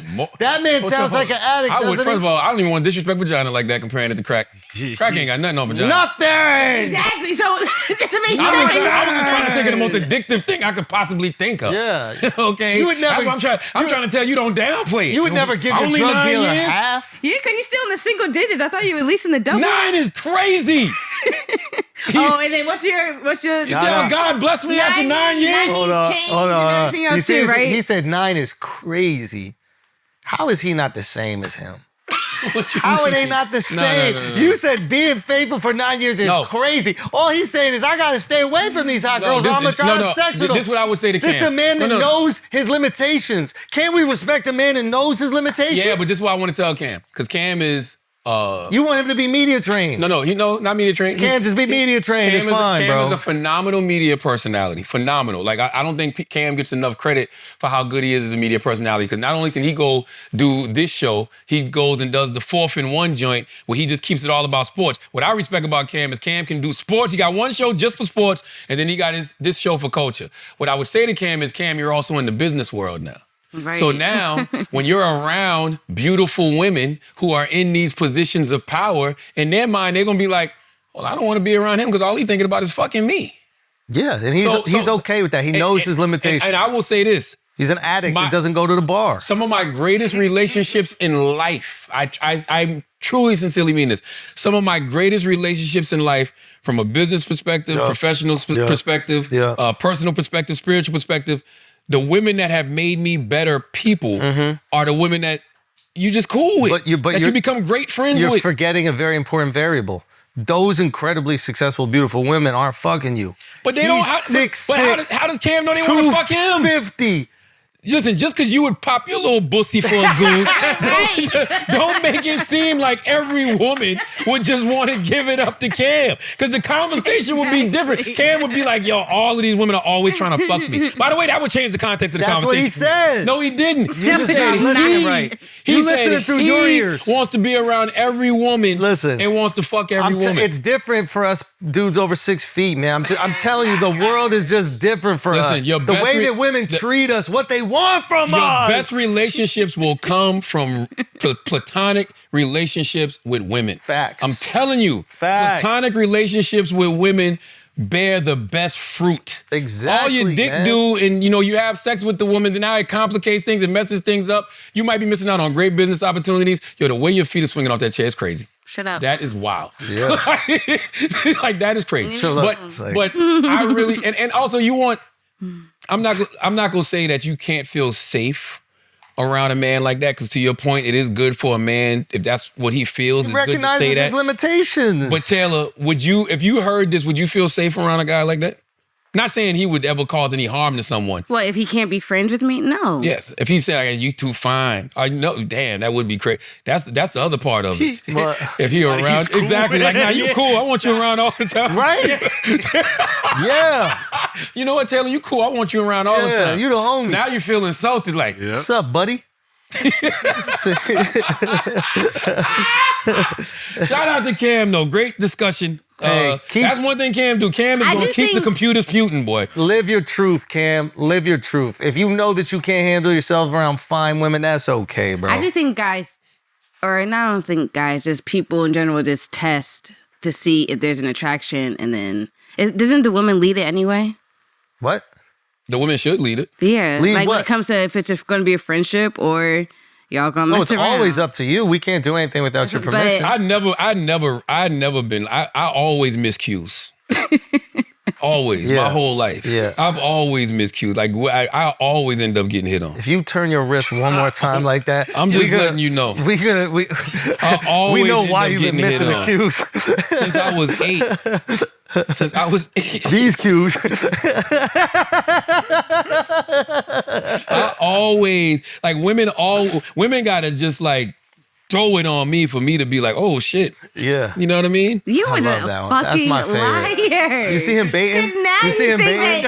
I love this. Yeah. I love this. I love him baiting. Act like I Why would I want bait? I don't want no bait. I don't even know when girls want to give me I don't want pussy. no bait. Stay away from me. Nope. Hey, you girls. I don't even know when girls want to give me pussy. I don't want no bait. I'm telling you right now. That's some pussy you giving me? That's right. Oh, you giving me some promise pussy? you. Let me tell you something. I promise you, if you try to holler at me, I'm calling my wife on the spot. I'm like, hey, baby, there's a girl here right now who's trying to give me some pussy. But you would miss the cue. You wouldn't even know. Exactly. No, but they would throw it on me. I'm telling you, this shit been like this my whole life, yo. Really? I'm telling you, yo. Like what? What would they do? What would they do? They fucking, like, yo, basically have to tell me I want to give you something, no way. stupid. You at the family reunion and... At the family reunion, you know who I'm screwing. Probably my cousin. What else we got, Taylor gang? Shout out to Cam, though, man. Cam, you're doing a phenomenal job in the media space. I don't give a fuck what nobody tell you. Cam would be great for Flagrant. You ate my ass? Yeah. What is you ate my ass? NLE Choppa. Oh, no. It sounds like one of my old lines. Let me see. NLE Choppa wants his baby mama to stop calling him gay because she decided to eat his groceries. Let's hear it. Don't try to call me gay because you ate my ass. I'm gonna kick it off, brother. Stay brave, Legend. sister. Walk that life, but stop putting that shit on me, man. Legend. Because y'all know I don't play like that. Legend. I ain't never been pegged. I ain't never been entered.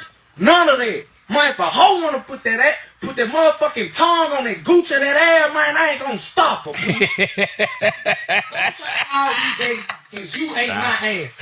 I'm gonna kick it off. Legend. Now, for any of y'all old brilliant idiots listeners, man, I'm sure y'all can find that in the archive. Yeah. I've been told y'all that you always gotta let a girl eat your groceries at least once, because when she talk that shit later in life about how you ain't shit, you can just always say, yeah, but you ate my ass though. Now we live in a new generation where girls lack self-awareness, so she trying to tell NLE Choppa, you gay, because you let me eat your ass. First of all, you're a woman. That's number one. Number two, you ate my ass. Who am I to stop you? Right, Alexx? Yes. Yeah, I'm definitely. You know what I'm saying? I agree with Wait, that. wait, time out. I just went for the Who guy. am I to I went for the stop guy with the nail polish on. I didn't know how. Who am I to stop you so you never stop? Is getting your ass eaten gay? No, not if you're not getting eaten by a woman. I will if it's say fucking this. Pac-Man, yeah. What if the girl likes to peg you too? It's still Well, that's gay? a different thing. Nah, why you That's going- like saying, is getting your ass eaten gay if a guy also fucks it? Like that, the guy fucking is gay. The getting your ass eaten, I think, can only be gay if she doesn't also give you head. If you're just getting your ass That's eaten wild. as a singular You a wild act, boy. that's Some wild shit. You a wild boy. Shit. Now, Yeah. see, that changes the conversation. If a Yeah. girl be like, I ate his ass, I'll be like, so? And he ain't even want no, hey, he just wanted me to eat his ass. It's like, whoa. Yeah. Let's call a fucking And you're meeting, just guys. tearing your hole open. Like, no, we got to have a meeting about this. Yeah. This guy's rewriting the rules. This is like the new fucking version of the Bible almost. Like, what do you... What makes that like you're the only guy I know that waxes. That means a lot of guys. Ugh. No, it smells down there. Dude, I took a I'm shower. sure. I took a shower the other day. I cleaned my whole body. I took a shower. I got out the shower. I wiped my ass with a towel. Shit all over the towel. I was like, how the hell did I not clean the shit out my ass if I just cleaned myself in the shower? Andrew, I know. Don't you have dude wipes? Say again? Don't you have like dude wipes or whatever? No, I don't like doing that. You don't have a rag for your ass? We don't do it in our culture. It's not a thing. I got 3 rags. I got a rag for my body, a white rag that I change every day for my face, and then I got a rag just for my private areas. That's a little much. Well, that's why you stink. No, and that's why you got to fucking walk around with your nails painted. I do to one for fucking my make up for the fact to try to what's the word I'm looking for? Overcompensate for the fact that you got a stink ass. Definitely don't have a stink. You think you can walk around in your little kid super sweater with your nice little nails, you got a with stinking your little fucking rose glasses and your dreads, but your ass is stink. Your ass stinks, yo. Okay. I have a bidet, and I also wax, so I'm good at it. But the shower, Wait, bro. time out. You wax too now? Yeah. I went twice. That shit is painful as fuck. I was there last week. You heard me? You heard me? I don't wax at all. When I wipe, Glad for you guys, but it's like so smooth. Once it just changes the game. Everything, man. so you your ass ate too. You know. You need to stop judging people. Yuck. That's what you need to stop. You need to stop judging people. You need to stop. Those days are done for you. Okay. You're a mother. You're not eating ass no more. Those days are I done. never ate ass in my life. I'm just Never saying will. those days are done for you as a You mom. from Philly and they never ate ass? What the hell is that? Oh, no, I just want. I would have said that if you from any city. I'd have been like, you from Detroit and never ate ass. You from fucking Columbia, South Carolina and never ate ass. You're from fucking Vermont and never ate ass. You can eat ass in Vermont. It's cold enough. I feel like the colder the climate, the cleaner the ass. I'm not eating ass south of the Mason-Dixon. Like, it's just too hot. I'm tripping off the fact that you fucking came out the shower, bro, and wiped yourself. I'm tripping. That is crazy. I'm tripping. My wife came up and she goes, "Why are you getting back in the shower?" And I was like, "I don't even know if I could share this information with you." And then she was like, "What?" And I was like, "Look at the towel." And she saw a shit streak on the fucking Doesn't your towel. ass be itching if you have like? No, dude, I got a lot of hair in my ass. When I wipe, it's like I'm like wiping toilet paper onto a cheese grater. It's time, bro. Shaving. Go get the wax, bro. It's just Go another get the thing to do. I'm fucking too wax. lazy. It's another thing. If they could come to the studio, I'll do it. I love it. No. You don't want to do that. Like, first of all, Your wife. Nah. First of all, with the way your ass is set up, Yeah. you need to go from shower straight to the waxer, and you got to make sure you clean back there, because that would be very embarrassing for her to get back there and put that wax on you and fucking it's duty. I got toilet everywhere. paper balled up This back is crazy. there. This is crazy. This is fucking crazy. You need to grow up. I got toilet paper need to balled grow up. Do you the guys have fuck up. toilet paper balled up? Grow No the hair. fuck to up. all- Man. If you don't grow the when fuck I up. wipe, it literally shreds. The toilet paper just tears as if I have some sort of like rocks or something You in need my to grow butthole. up. It's so weird. You need but to does that grow up. stop? Shaving before? No, you know what I started manscaping? Guy code. Remember we did that episode about fucking using the clippers? Yeah. That's the first time I even ever thought about it. And that's when I first started manscaping with that. And then, I stepped it up over the years. I do that shit when I'm depressed so I can just control something in my life. Nah, get the wax, bro. I feel a little sad and I'll just trim my pubes down and be like, man, I feel a little better now. Get the wax, bro. My shit look like an elephant. Get the wax, bro. I'm telling you, yo, my shit look like a fucking elephant, bro. I'm telling you. It is weird looking with no hair on it. It's amazing. Smooth. I'm like, yo, why did I ever have it? Yeah. I would do the laser, but I don't want to do the laser because I don't know what's going to happen in the future. And you want to be able to be trendy. Yes, man. I think about shit like that. I think about shit like that with the laser. I think about shit like that with the veneers, circumcision. If God comes down and say, why did you... You're not circumcised? Yes, I am. Oh. Yeah, but I'm like, what? Maybe I need that for the future. What if there's a war in the future? You need and the only way for us to even identify ourselves is through foreskin. And now we trying to explain to people that we once had it, but we don't have it anymore. That's a good point. I think that's a rational point, yeah. What'd you say about Jews, Chris? The Jews and the Muslims, they don't have it, man. Oh, yeah. It could be foreskin versus non-foreskin. So the Jews and the Muslims will be God's chosen people. Have you noticed when you get waxed, you make less noise when you fart? What? Like my Nah, farts ain't got nothing to do with the wax. Don't blame that on the wax. Nah. Get his nails painted. Don't blame that on the wax. It's like silent. Don't blame that on the wax. That hole is like this. If that motherfucker farting and it ain't no sound, that mean this nigga's hole is this fucking big. Yo, have you heard him fart? Have you heard him fart? Never. Nah, Al's farts are crazy. blowing it to my It's not asshole? that. It sounds like a burp. Have you? It sound like an AC coming on. That's what his farts sound like. Yo, that's how open his You got asshole an is. HVAC asshole. Yo, your butthole is that big that you don't fart when you make a sound? And then he said it like we was about to agree with him. Yeah, oh yeah, my butthole You don't too. wax? Yeah. That shit don't got nothing. It only started when I started waxing. I'm telling you. Nah, bro. Nah, bro. What is this clip you're about to Sound show? like Peggy Bundy. Oh, Ain't no shit. way. God damn. Ain't no way. What the fuck is Ain't no way you want to win that bad. You ain't gonna want to win that bad, bro. See, this is when the audio is getting fucking cheated. Ain't no way you Yo, wanna- why the ref came in and fucking sexually assaulted him too? Nah, Watch this, yo. Yeah, I The saw ref it. is gonna come in at the end and sexually assault him, yo. Yeah. Watch this. Watch this. thought it Watch was this. a train. Watch this. Watch this, yo. Watch this. Let me get some of that. Let me get some of that. That's He came in with the crazy, two-tap. bro. That was like the fucking intern that fucking fingered Chris after he got The intern? Oh, you don't remember that story? Internist. Internist, not Remember, he got intern. remember when Chris got his prostate checked and the doctor hit him with the finger, then the intern came right behind him and hit him with the double wham wham? That's why he really hates scooters. That was the intern's nickname.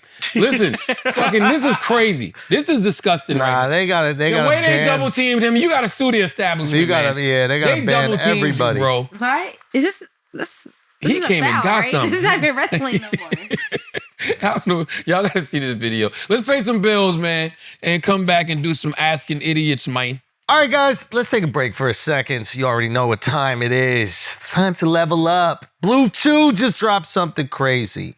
Okay, next level, championship belt, gold-plated energy. Blue Chew Gold is the newest innovation from the #1 hard dick pill on the planet. This ain't your grandpa's little blue pill. This is 4-in-1, a beast that's setting the gold standard for performance. We're talking 2 ingredients for blood flow to keep that rocket pumping, mixed with apomorphine and oxytocin to turn up the arousal and connection in your brain and body. But the most important part, that shit is ready in 15 minutes. That's all it takes, 15 minutes. I think that's what you need to focus on right now. It's down to 15 minutes. You have 15 minutes to stall before you deliver that pleasure. Before you deliver that pleasure, okay? That means you are there, you are ready, you are quicker. That's probably half the time than anything else on the market, honestly. So this is the one that you're gonna wanna rock with, okay? This is the one you're gonna stay rock with. She sends you that you up text, you hit her back a picture with that Blue Chew Gold. Blue Chew has turned a bedroom performance into an Olympic sport. And you are going for gold, ladies and gentlemen. Make life easier by getting harder and discover your options at BlueChew.com. And we've got a special deal for our listeners. Get 10% off your first month of Blue Chew Gold with the code IDIOTS. That's promo code IDIOTS. Visit BlueChew.com for more details and important safety information. And we thank Blue Chew for sponsoring the podcast. Now let's get back to the show. Yo, shout out to the Grammys. I didn't watch it. I didn't watch either. I watched like the beginning because I wanted to see who was gonna win Rap Album of the Year. I wanted the Clips to win for the plot. You can't be mad at Kendrick Lamar. It's not like GNX wasn't a phenomenal album. It was actually a really good category this year. It was Kendrick Lamar, GNX, Push, the Clips, Let God Sort Them Out, Glorilla, Glorious, Jid, God Don't Like Ugly, and Tyler the Creator's album that I can't pronounce. It was really a good category. But Kendrick won. I wanted to see the Clips win just because, the Clips have been in the game for such a long time. Plus, I thought Let God Sort Them Out was such an amazing album. Plus, Drake fan pages are kind of numb to Kendrick winning. Like, Clips winning would have sent them into a frenzy. Ooh, you know what I'm saying? Interesting. Like, it would have sent them into a frenzy, man. But that is interesting. It was good. Donald Trump is pissed off at Trevor Noah. Donald Trump says that... what was the joke? What was the joke? I forgot. Trump? Yeah, what was the Trevor Noah? Yeah, let's hear it. Two different ones. I have one. Greenland, because now... Let the joke play, Chris. Gosh. I have it right here, Chris. Song of the Year. Congratulations, Billie Eilish. Wow. That is a Grammy that every artist wants, almost as much as Trump wants Greenland. Which makes sense. I mean, because Epstein's island is gone, he needs a new one to hang out with Bill Clinton. So, I told you it's my last year. What are you going to do about it? Whoa. And what did Trump say? Bipartisan joke? Yeah. Win at both sides? Yeah. What did Trump say? Trump said, let's read it. The Grammy, Jesus. Oh, there you go. The Grammy Awards are the worst, virtually unwatchable. CBS is lucky not to have this garbage litter their airwaves any longer. The host, Trevor Noah, whoever he may be, is almost as bad as Jimmy Kimmel. At the low ratings Academy Awards, Noah said incorrectly about me that Donald Trump and Bill Clinton spent time on Epstein Island. Wrong. I can't speak for Bill, but I have never been to Epstein Island nor anywhere close, and until tonight's false and a defamatory statement. I have never been accused of being there, not even by the fake news media. Noah, a total loser, better get his facts straight and get them straight fast. It looks like I'll be sending my lawyers to sue this poor, pathetic, talentless dope of an MC and suing him for plenty of money. Ask Lil George Slopadopoulos and others how that all worked out. Also ask CBS, get ready, Noah, I'm going to have some fun with you, President DJT. This guy, I'm telling you, Trump has his own personal GoFundMe going. And he's got a number. He's got a number. What do you mean? He's got a number. He's got a number. He's got a goal he's trying to reach. And once he reaches it, he's like, I'm good. Listen. Yes, that's what I feel. Okay, and you know what I would do if I was the powers that be? Yeah, I would just go make a deal. I would go sit down with him and say, what's the number that we can pay you to have you just step aside? We won't pursue any legal charges. We won't pursue your family. Since when we won't do any of that. But we just want to make a deal and just have you go away and let's get back to some stability on this planet. But since when do jokes have to be factual? The great thing about jokes is they're not factual. Well, when you have somebody who don't respect freedom of speech. Yes, of course. But you also have somebody who makes a lot of jokes. Like Trump makes a lot of jokes about people. He says a lot of things about people. He says inflammatory, mean things about people.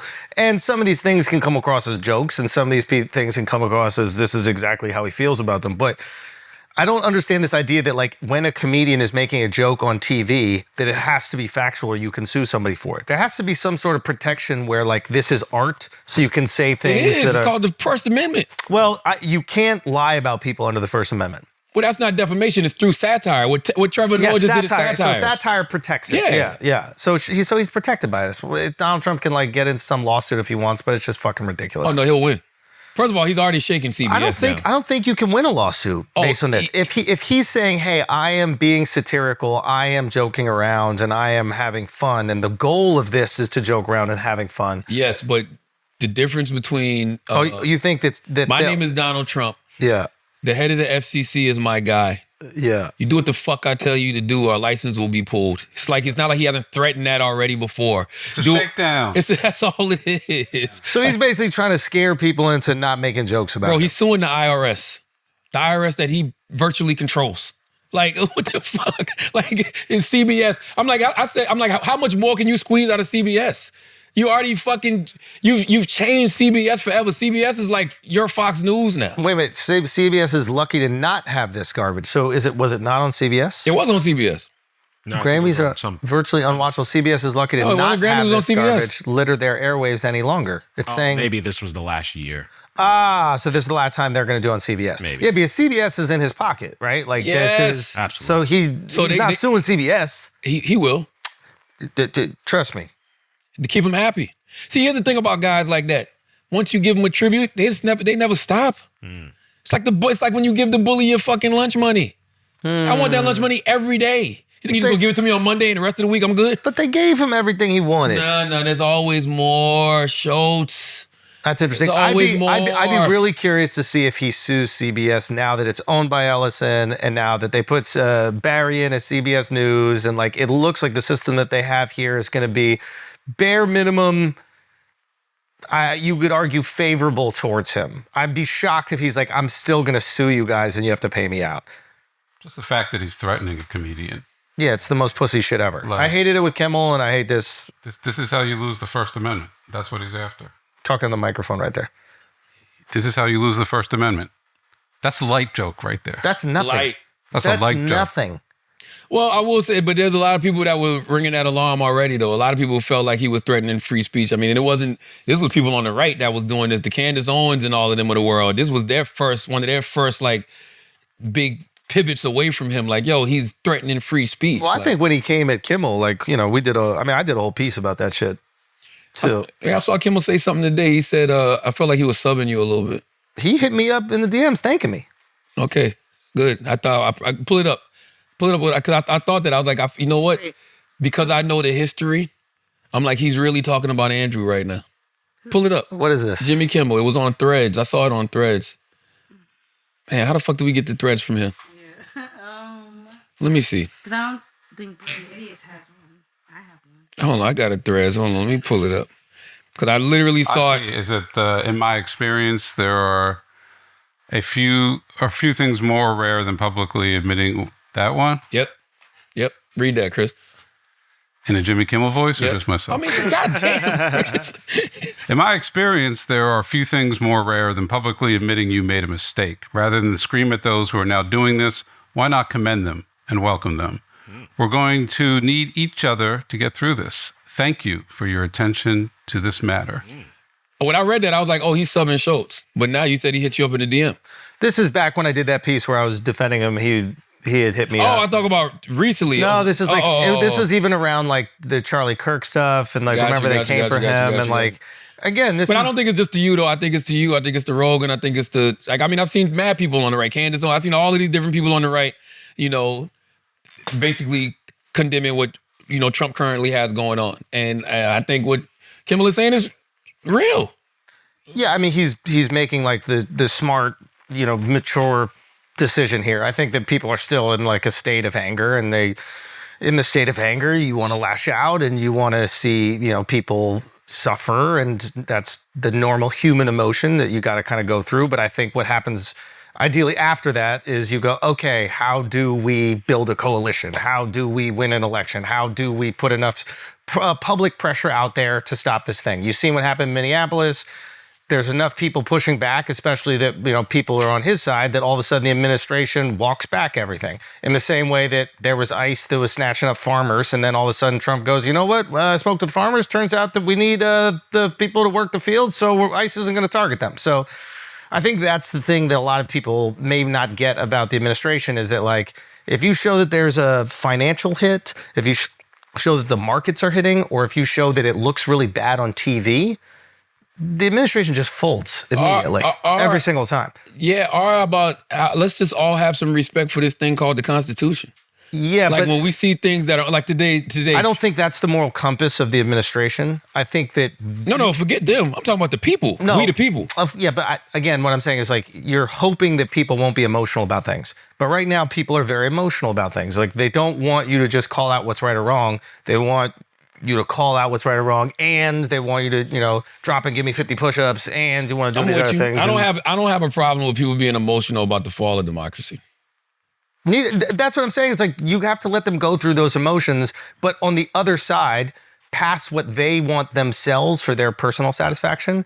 If you're thinking about, like, what makes the best country to live in, you want as many people on the same side as the Constitution. Absolutely. So hopefully you get past what you want specifically for yourself, and you start making, you know, the country live up to the moral backbone. I think you got to treat it like it's a fight, right? Like, think about if you were in a fight and you was getting your ass jumped. Yeah, beat the fuck up. Yeah.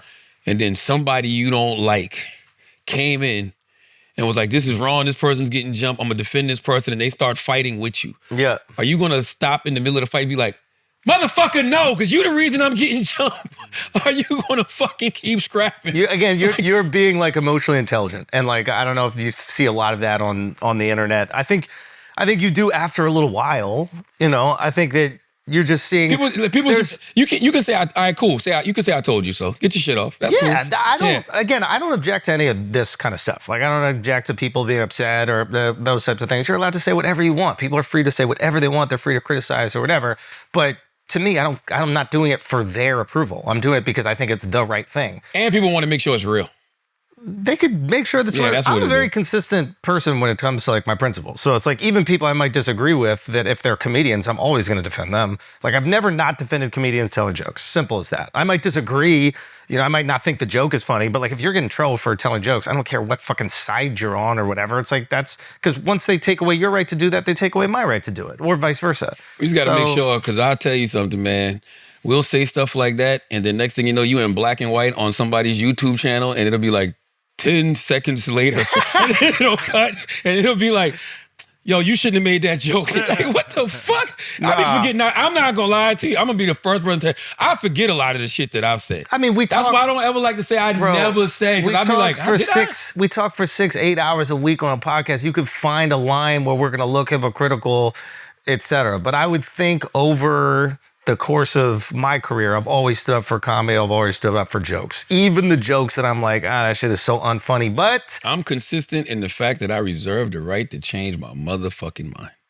And I reserve... You're not allowed to do that. Yes, you are. Well, I reserve the right to make mistakes. I reserve the right to get it wrong. I reserve the right to correct myself if I fuck up. Dude, you're not allowed to do that. You got to apologize to me first. Well, I might have to. You have to apologize to me. I may have to. That will be what changes the world. I may have to, though. But no, I'm serious. I may have to. Hey, that's what. If you apologize to me, did you know if you apologize to me personally, that then Donald Trump will just step down?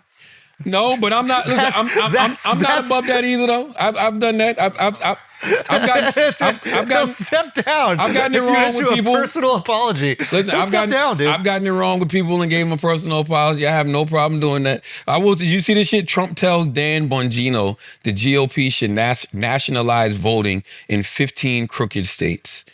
Why are we even talking like this? Like, why? Like, that's the type of shit that is just nationalized voting means like the federal government oversees the voting process. Because he said, he said the voting process. He urged Republicans to nationalize the voting process in order to block crooked Democrat-led states from allowing illegal immigrants to vote, which the president said is going to make it nearly impossible for the GOP to win moving forward. The reality of the situation is, you're probably going to lose the midterms. Yeah. Not because of no illegal immigrants. No. Okay? You're going to lose the midterms. Because y'all did a terrible job covering because you didn't deliver on your promises. It's that simple. It's really that simple. That's the narrative they're trying to build now. I mean, there's the Stephen Miller quote from this weekend, which is... What do you say? Plenty of countries in history have experimented with importing a foreign labor class. The West is the first and only civilization to import a foreign labor class that is granted full political rights, including welfare and the right to vote. All visas are a bridge to citizenship. Listen, take the L peacefully, but somebody got to get in their ear and be like, listen, we're not going to pursue any charges on y'all.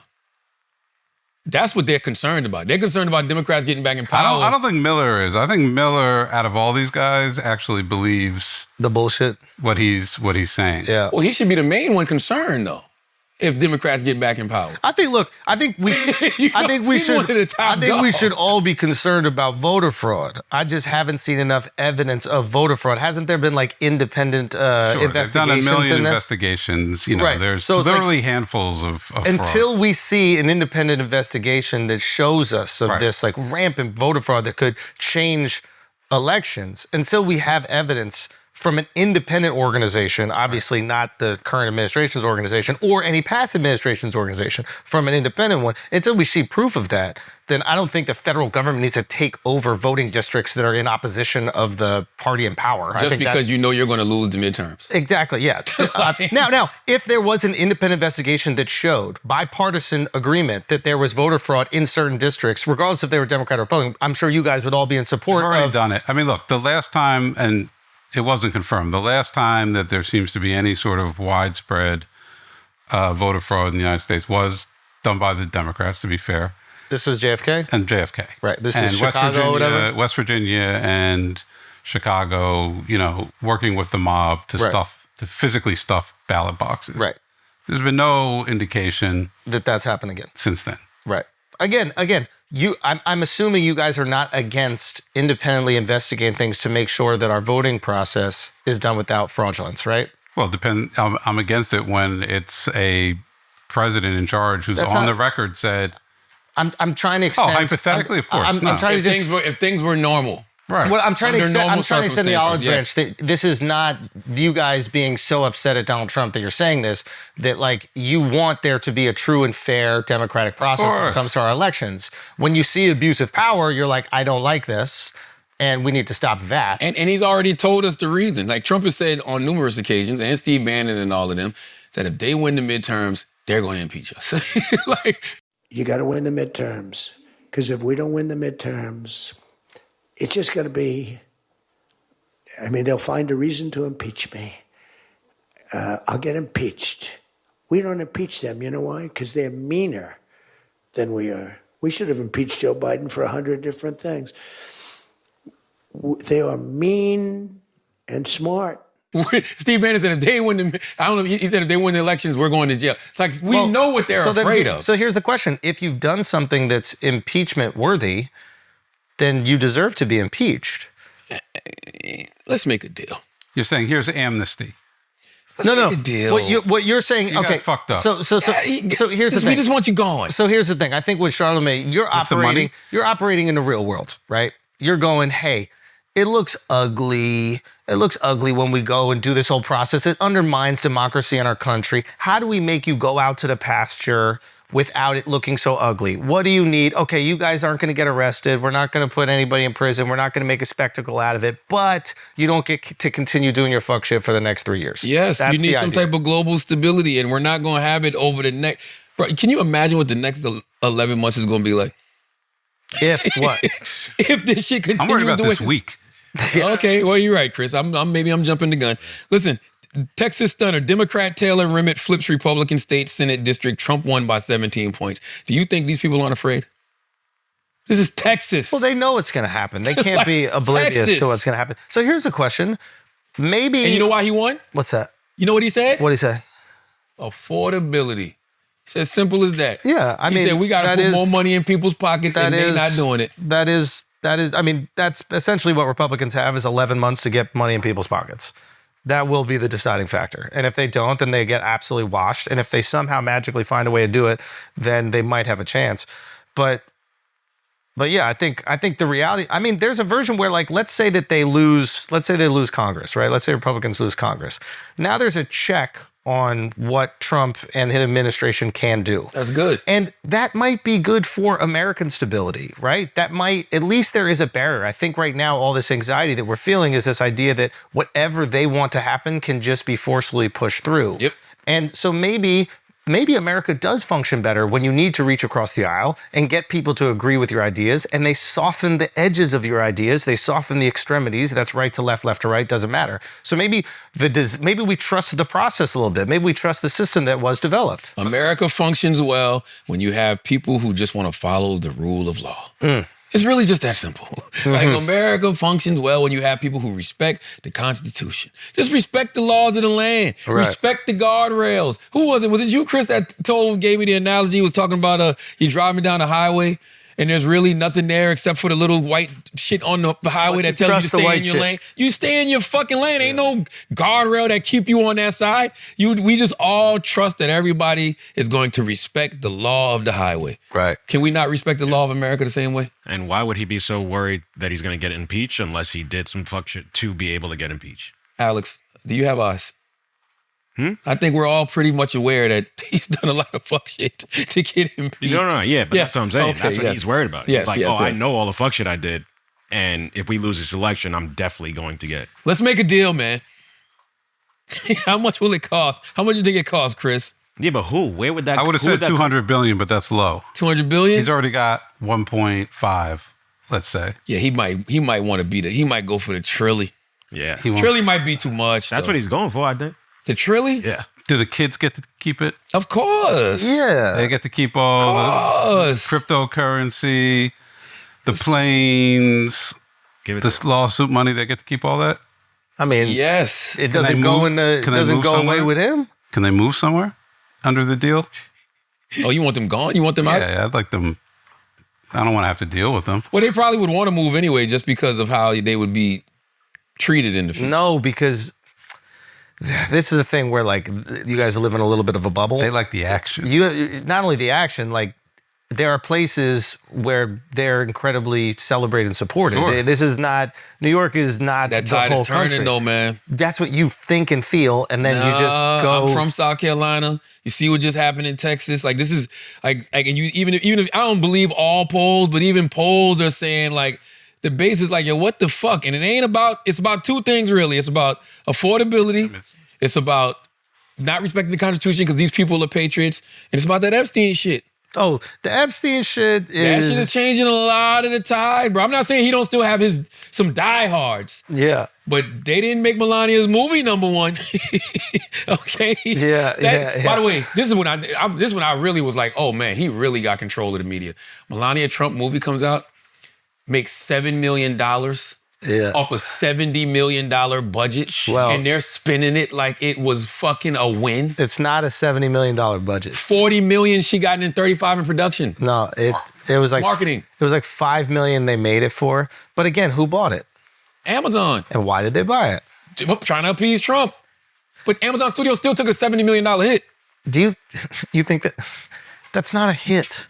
Shit. Charlemagne. $70 million to Amazon is a drop in the bucket for. Peace, Taylor gang. Bye, Taylor. Sorry. Bye, honey. Yeah, $70 million is a drop in a bucket for the access that is going to give you, right? Like, so the reason why I think all these like tech guys and all these like business guys glom onto Trump is because they understand the transactional nature, right? It's just like, hey, if I give you something, I can get something. 100%. And they love that. They don't like to deal with like an administration where they got to speak to 5 different interns before they can eventually get the ear of this person. They're like, fuck. You're 100% so, right. Paying $70 million for a Melania documentary, if that ensures the Amazon Web Service data, what's it called? 700 million. Cloud contracts for the next 10 years, their government cloud contracts, that might be $700 million worth of business. You're right. And this is why they all lined up behind him during the inauguration. Like, You're right. They understand the transactional nature of it. You're right. But Amazon still got a studio.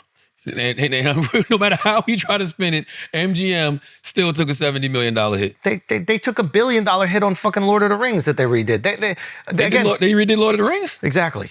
Yeah, and it's like they're not worried about that. These aren't. Amazon makes so much money, not even on delivering you shit. It's on Amazon Web Services. But the fact, my point is the fact that they would run headlines acting like that was a win. $7 million that shit made. This was the headline. It was. No, it was largest debut of any documentary, non-music documentary, and like what the fuck? Yeah.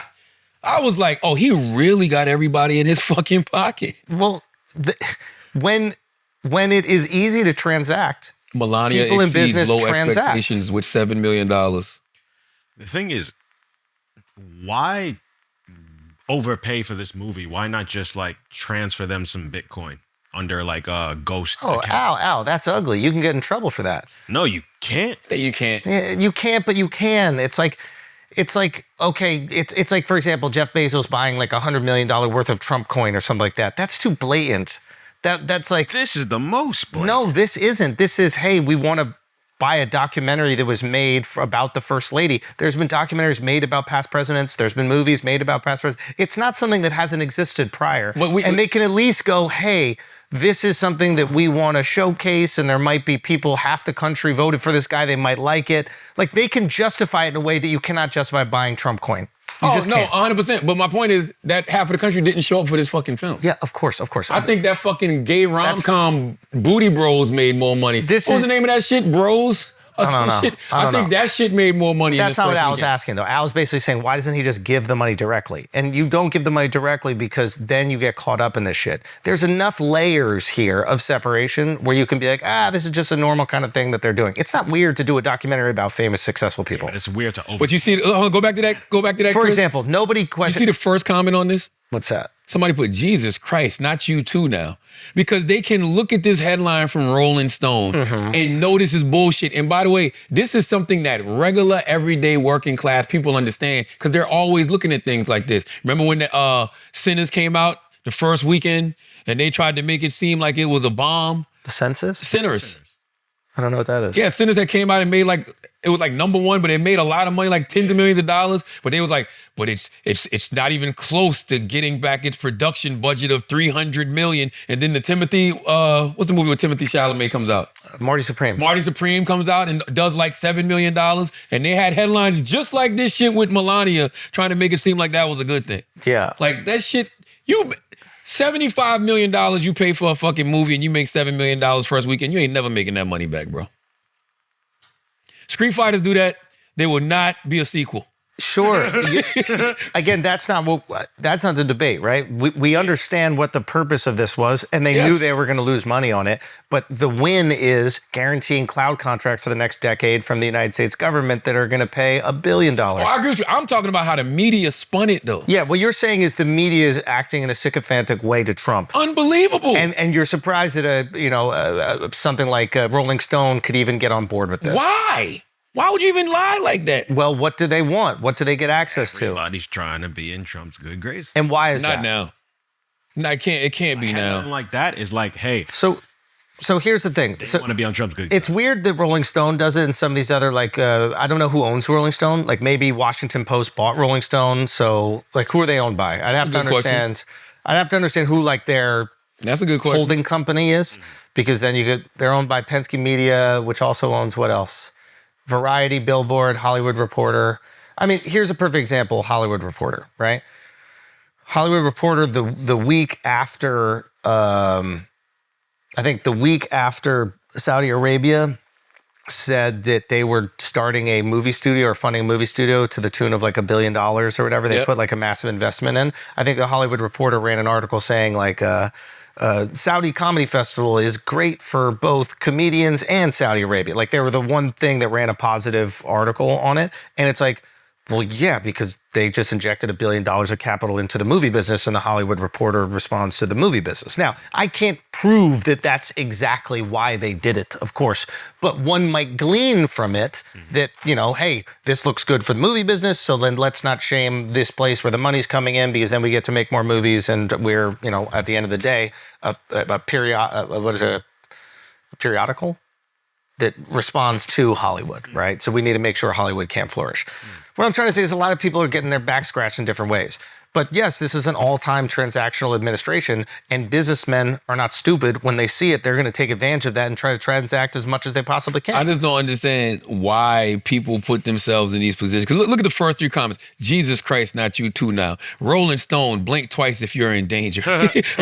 Stop posting this slop. My point is, the people see through this. The people see that you're compromised. Yeah. And once they know that you're compromised, what happens 3 years from now? But did you not know that these news organizations are compromised? We read the news every single day, and we can predict what the headline is based on the company that it comes from. It's not like there's objective journalism at all. Absolutely. But this is not just... You're just shocked when it's not objective for him. No, this is just a different level of compromise. Right. This is... God damn, do you got to be so motherfucking blatant about it? Are you going to bow down and suck his dick in front of all us like this? Right. And then what happens in 3 years when he's no longer in power? And then you got to try to come back to people where's the stand-up guys? Trust us. I think they're betting on the fact that people aren't as savvy as you. And look at the comments. Not every single comment is that, but also people have a very low attention span and they will forget. But also too, it made $7 million. So we can, and by the way, that number's probably inflated. So you can say whatever you want. If you're in that many theaters and you got that type of promotion and marketing budget, because I saw Melania shit everywhere, and you only made $7 million, but you're supposed to have a whole other half of the country that fucks with you. Let me keep focusing on that. So here's the thing. Let me just the amount of money that they spent on this. Let me explain. Going to make 10 times that. But what about the people? Listen, I get what you're saying, but what about the people? Yes, Charlamagne. You're Amazon. You still want people to Ain't nobody support you. canceling their Prime. Like, come on. I don't know. Nobody's canceling their Prime. Stop. So, and it's like, okay, you cancel your Prime, but it's like, okay, well, they'll cancel us. The web service is going to keep your website up, or the web service is going to keep like whatever business platform you're using up. It's like Amazon has become like part of the government. Like I'm a with utility you. at this point. I think all of y'all are missing my point though. My point is, there's no reward for this shit. That's the first lady. You're wrong. You're entirely wrong. So why she didn't make $20 million at the box office this weekend? Because they don't. Okay, so no reward for her. Where were the people? Where was the MAGA crowd to support her? No, but they don't care about that. They just want. Am I speaking English? No, listen to what I'm saying. Fuck Amazon. Where was the MAGA crowd to support her? Oh, nobody cares about this shit. Yeah, nobody. Oh, so they don't fuck with Melania is what you're saying? No. He barely fucks with Melania. Yeah. You think anybody's invested in Melania? That's different. Okay, that's different. I thought that was the queen. I don't fucking know. No, you don't be having that. You don't think the relationship that the party has with Melania is the same as what the Democrats had with like Michelle Obama? Like they had like a real relationship of admiration with Michelle. I just thought MAGA would show up. But it just goes back to one other thing too. This Democrat that flipped this seat in the Senate in Texas, guess who was fucking telling everybody to vote for the Republican for months, even the day of? President Trump. And then when the guy loses, what did Trump say? I don't even know who that is. I never even heard of him. Did you see that shit, Chris? Oh, pull it up. He literally goes, I don't even know who that. Pull up Trump Senate seat. This is funny. Then we can move on to Asking Idiots. This is funny. He was endorsing this dude over and over and over. And then when they asked him, oh, there it goes right there. Right there. Hilarious. In Texas, a Democrat won the special election in an area that you had won by 17 points. What is your reaction to that? I don't know. I didn't hear about it. Somebody ran where? In Texas, a special election for a legislative seat. The 9th state Senate seat. I'm not involved in that. That's a local Texas race. You mean I won by 17 and this person lost? Things like that happen. Does it worry you about the Well, you don't know whether or not it's transferable. You know, I'm not on the ballot, so you don't know whether or not it's transferable. But, He endorsed him the day of and days leading up to it. Literally, by name. So my point is, that MAGA shit ain't as strong as people might think it is. Did he endorse him verbally? Verbally, through tweets, everything. Tweets, I think somebody's tweeting. Y'all making a lot of excuses. No, it's not making excuses. But if you read his tweets, there's some tweets that it looks like him talking, and then there's some tweets that look like, oh, this is just a prepared something that somebody else wrote. I know. There's a lot of that. Yeah, but he was endorsing them days up until and the day of. But I'm pretty But my point is to act like he didn't even know him at all. Yeah, that's God damn. Just because he lost, if he'd have won, he'd been like, it was my endorsement that did it. Yes. And he probably still wouldn't have known who he was, but he would have just took the credit for it. Yes. Let's do some Asking Idiots, Chris. Let's do some Asking Idiots, man. Oh, Oscar B. Savage on him. Says the worst and best experience as a teenager. I mean, yeah, like losing your virginity is incredible, but it's also like, wow, thought that would be longer maybe. You know? So, losing your virginity, are you kidding me? It's incredible. The worst and best experience as a teenager. The best experience is being a teenager. The worst experience is that, being a teenager is only like a 7-year run. You know what I'm saying? Like, it's literally only a 7-year run. Like, you get 7 years of being a teenager, and truthfully, by the time you 18, 19, they don't even credit you as being a teenager. So you really only get like a 13 to about 16 when you first get your license. 17, that's when really the cutoff date is. 13 to 17. Oh, and you don't really appreciate it. I try to explain that to my daughter all the time. She's 17 now. She's about to go to college. Like, you have no idea how this adult shit is about to You kick can't in. explain it to them. You It's one of those things. It's like not even worth explain it to 'em, it's not man. even worth your time. You have no idea. Enjoy your teenage years. No responsibility. Oh my God, man. And understand it's a short run. I know, listen, everybody listening to us right now, you might be a teenager listening to Brilliant Idiots. You're thinking to yourself like, I'm gonna be young forever. You're really not. Yeah. You're gonna be older, much longer than you're gonna be younger. Yeah. 13 and 20 is 7 years. Yeah. And I'm like I said, I'm being gracious by adding the 18 and 19. Yeah. Because you're an adult at 18. You really got 13 to 17 to really just fuck off. Yeah. And you might as well, now they got to add 12 to call you a preteen now, just to give you a little bit more time. So, yeah, the best part of being a teenager is being a teenager. The worst part is that the run is so fucking short, yo. Dylan J. Alexander says, can we have more dick segments? P.S. Alex, I think, is gayer than Miles. What about you? Damn, how Miles get thrown into this shit, bro? Shout out Dylan, man. What did Miles do, man? Yo, shout out Dylan, bro. Why Miles got thrown into this, I didn't know Miles. Oh, because Miles kissed David. Yeah, Miles kissed the dude on New Year's. What's the next topic?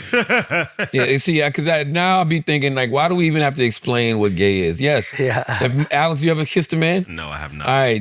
Yes, Miles is Miles gayer than Alex. If he Alex kissed got a his man. feet rubbed by a stranger at Burning Man. A male. That's a massage. Yeah, it's like a massage. That's like physical therapy. Yeah. And he was a physical therapist. That's what he said. I mean, that's what he told me. Why was he rubbing your feet in the middle of the desert? That's what makes it gay. No, he was. And he probably was high. He was doing that to other people too. Like I wasn't the first. Oh, so he was running trains on people's feet. No, he just had a little He had stand. an orgy with people's feet? What if he's a fucking freaky feet guy and he just fucking had orgies on all of y'all fucking feet? Could the podcast ever be recorded in front of a live studio audience? Is Brilliant Idiots a new TRL? Of course it could be recorded in front of a live studio audience. What are you talking about? That's easy. Not new TRL, but yes, it would have. Yeah, we've done it before. It's a little different though when there's a live studio audience. There is no new TRL, by the way. Yeah. Because TRL was specific to music. Music videos. You know what I'm saying? Like that was. If we did it live, what about like putting phones in the pouches? Like would that? Oh, that'd be so fun. Like that'd be so fun. Doing one where you could really go off. That would be fun. Not recorded. No, that'd be great. The question is like sometimes with the audience it changes. It's not this dynamic.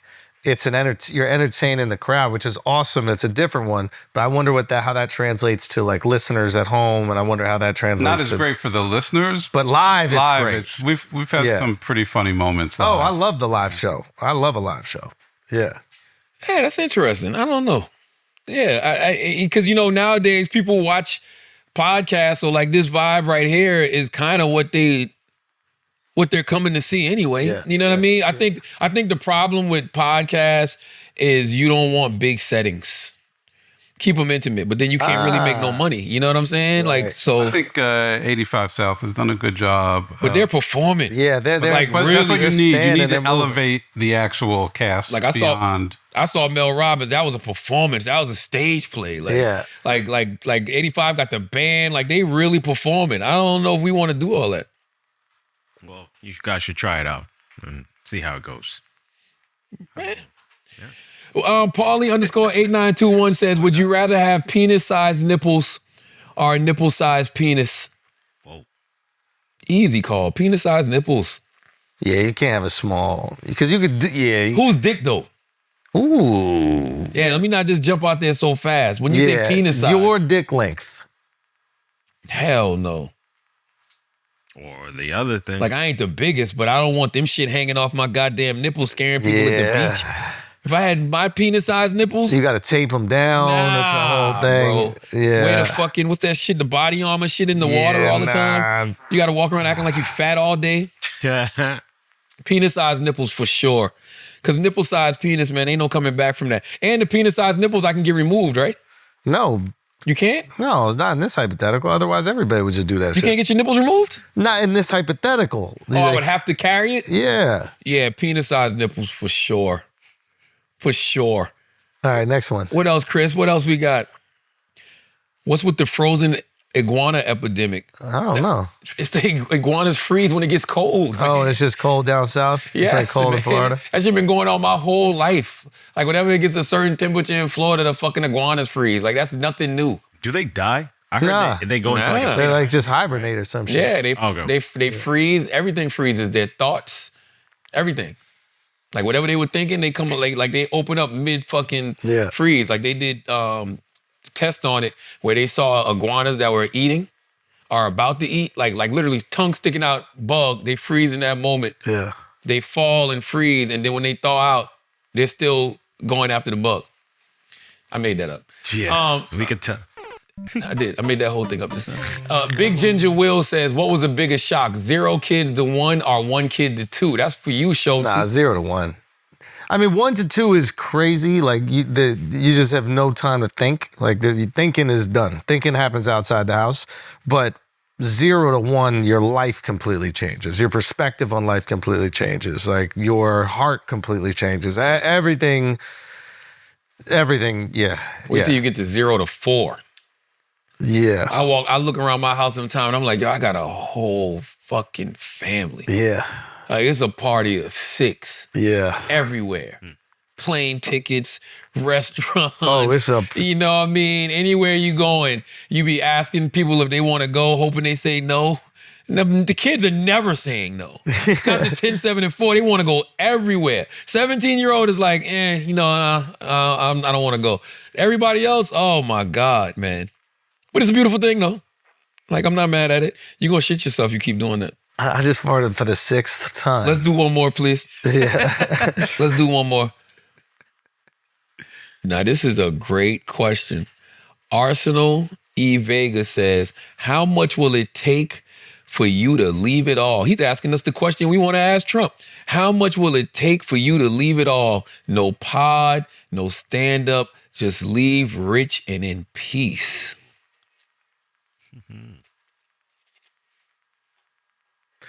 No, there's no number where because I still want to do these things. They're enjoyable. So it's not like you have to give me a number where I have to completely find a different joy in my life and not do the things that I've done for the last almost 20 years that I love doing.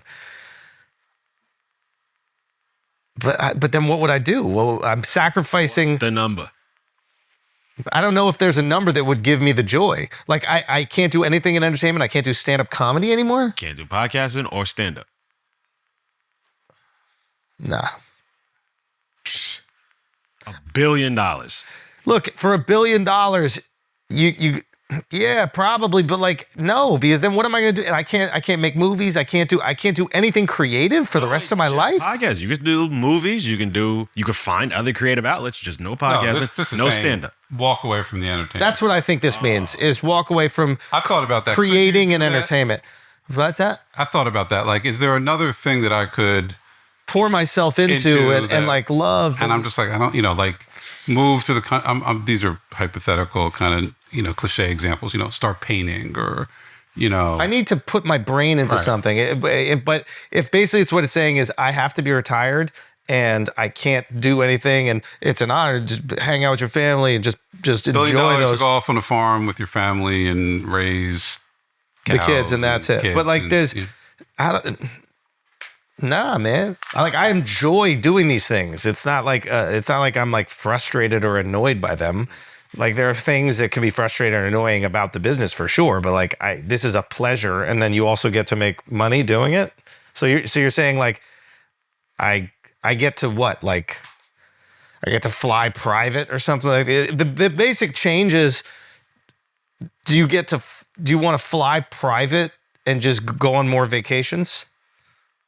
And spend more time with your family. More time with your family. But I wake up with my daughter every single morning. I'm back there for dinner every single night. I really work my life around being with her. She's going to be in school eventually. Now she's going to be gone all day during school. So what am I going to do all day? I'm just going to sit around and fucking read. You got a son now. Well, eventually he's going to be in school. You have to think about the rest of your life. You got to pour yourself into something creative. Otherwise, you just jet setting these people who are just doing drugs, being bored and trying to fulfill themselves while they're miserable like that. Removing art from your life is a horrible. I don't know if Granted, if somebody's sitting here with $1 billion, I gotta like talk to my family about this shit. But I don't know, man. It's a tough question. It's a tough question because Mr. like $200 million man. I don't know what you're talking about. But like Andrew said, you know, when you love what you do, there's really no number somebody can give you to make you walk away from what it is that you love. You know what I'm saying? Like, because you're gonna miss going up on that stage. Like I can only imagine how. Think of all these ideas for jokes. I can't even do them anymore. Like, and think about like athletes, right? Like literally, some athletes got to be dragged away from their sport. Like LeBron is fighting it right now. Tom Brady had to be dragged away from their sport. And these are like all-time great GOATs who literally wanted to make sure it was all gone. Like they didn't have no desire to be back out there. And I don't think that ever probably goes away. I'm sure Tom Brady is up in that booth sometime thinking about, wishing he was on man, that. what if I was 25? You know what I'm saying? What if I was 30? Like I'm sure he thinks about that kind of stuff. So for me, I don't know if there's necessarily a number, but then you get older and your priorities change, right? Like there's certain things that you might love doing more. You might love playing a different position a different way. So you might not want to be on the podcast, Mike. You might not want to be on the stage. You might want to get them jokes to somebody else shows. You might want to sit back and be creative and say, I'm going to sit back and watch this, help this new young comic become, you know, who I think they're destined to be. So I just think it really just matters where you are. Like, I don't think you can come to somebody who's... Paddle player. Oh, I'm already thinking that. See what I'm just saying? playing paddle all day. Somebody 100%. give you $2 billion and they're like, yo, I want you to be a world-class... What is it? Cash paddle player. What is it? What the fuck is it? What did you say? Paddle. Paddle player. You be a world-class fucking paddle player. Yeah. You know what I'm saying? You might just want to do that. Yeah. You know, there's things that I do love. You can't have all that money and then not freedom. If all that money doesn't buy you freedom, then what does it buy you, Well, right? it could buy, I mean, I think if for a lot of us in this space, there's like a certain sense of validation you get from success, right? Yeah. And, you know, the competition when you're early drives you, right? Like, he did this, so I want to do that. And then they did this. And as you get older, you stop giving a fuck. At least, you know, like, validation used to drive me. Now I'm just kind of like... Yeah. I've never felt like I was competing with folks. Really? No, I like coming in here because I like coming in here. This shit is more of a, that would fuck me up more than anything. It's more of therapy for me. I like coming in here and kicking this shit on Brilliant Idiot. Just like I like going to Breakfast Club in the morning. I enjoy it. I enjoy being around Envy and Jess and Lauren and Taylor and the whole crew. I like coming in here and being around you, Chris, and I like it. It's a good once a week kickback for me. Yeah. But 15 years ago. That's why we did it for fun. That's why it became what it became. Yeah. Like I've never been like 15. And by the way, 15 years ago, because we wasn't competing with nobody. There was nobody out here. Also, we literally just did it because it was fun. The idea that like you would have all this money, but you still have restrictions in terms of what you can do. Right. Those things would probably just like burn a hole in my head. Now, granted, let's say we had nothing and we were barely making it and we were trying to survive. And there's a number. Oh my God, there's a number because you just want to be able to provide for your family. You want to be able to take care of your kids. Like, that's a completely different situation. We're lucky and fortunate enough where we're in a situation where we can go, well, we can keep doing this. And we're fortunate we can keep making money doing the thing that we love. Why would we have somebody carve that out? Bro, I think competition is a cage. And if you're a person that's sitting around and you feel like, yo, I'm in competition with this person and I'm in competition with that person, you are never truly going to be happy. Ever. Because there's always going to be somebody who comes around and might acquire more money, or somebody who's getting more views, or somebody who the audience is feeling in that moment. Like, you'll find yourself in competition with every single new person that pops up. Yeah. To me, that is a level of insecurity that you don't feel comfortable in your space, or you don't feel comfortable with what God has blessed you with. Like, I don't ever feel like I'm in competition with nobody. And it's funny because, you know, you'll be online and you'll see different people and people paint these narratives about you and other individuals. Like, they'll do that with me and certain people. They'll do that with Andrew and certain people. And it's like, I promise you I'm not comparing with that folk. In fact, I want everybody to win. So how can you compete with me when I want everybody to win? I don't give a fuck about who's number one or who's making more here. I don't care about none of that shit. Man, you're a person that I saw come up from the beginning, build something from nothing, and now you're able to make a way for your family. Salute to you, man. Yeah. That's it. Yeah, I hear you. I mean, don't get me wrong, there's always competition, but I don't think that competition drove me closer to as much as like wanting to sell out Madison Square Garden. I want to know, tell me your definition of competition. Don't tell me the person, but just tell me what is. No, I understand. It's like there are certain like things that you might want. You might want to get a special. You might want to get a TV show, or you might want, when we're doing Guy Code, you might want to make sure you're in the episode, 4 times or 5 times. So there's you might want to go host an award show, but you don't get asked, or you do get asked, and other people want to. So these little competitions here, they're motivating for sure, but nothing motivated me more than the singular goal that I just cared about for me, and I didn't care if anybody else got it or anybody else didn't get it. It didn't change at all the thing I wanted. And it was just, I want to sell at Madison Square Garden. And like that drove me and made me work harder and made me grind more than anything. Even with the last special, like wanting to tell this story and wanting to do justice to it and make it fucking so funny that somebody that had no clue what it was like to go through the fertility shit could still come and enjoy it. It wasn't about like, well, somebody else is going to do it, or how is that going to happen, or what are these other comics doing? So I think the biggest drive, the biggest battery is always the personal goals that you set, at least for me. Same. And my mother told me a long time ago, just be happy that you're making a living. So to your point, I have personal goals in my mind that when I write down and I'm able to check off, I'm good. Yeah. I don't care what anybody else is doing. I promise you, I'm not looking at any of you dudes. I'm looking past you. And also that's where my ego comes into play. Because I'd be insulted. I'd be like, you really think I'm competing with any of these people? Yeah. The people I'm looking at, y'all not even thinking about. You don't even know who they are. You don't even know who the fuck they are. I'm looking at, I want to build networks. I want to build media conglomerates where, multiple people can prosper. Yeah. Not just you and a select few. Yeah. Like that's like, I don't know. It's weird. Thank y'all, man. Thank y'all for joining us today. As always, if you listen to this podcast, you think, how the fuck does it go? Oh, if you listen to this podcast, you think we're smart, you think we're intelligent, you think we're brilliant, you're absolutely right. But if you listen to this podcast and think we're just a couple of idiots who don't know shit, you're right too. It's the Brilliant Idiots Podcast. Thank you for listening. Peace.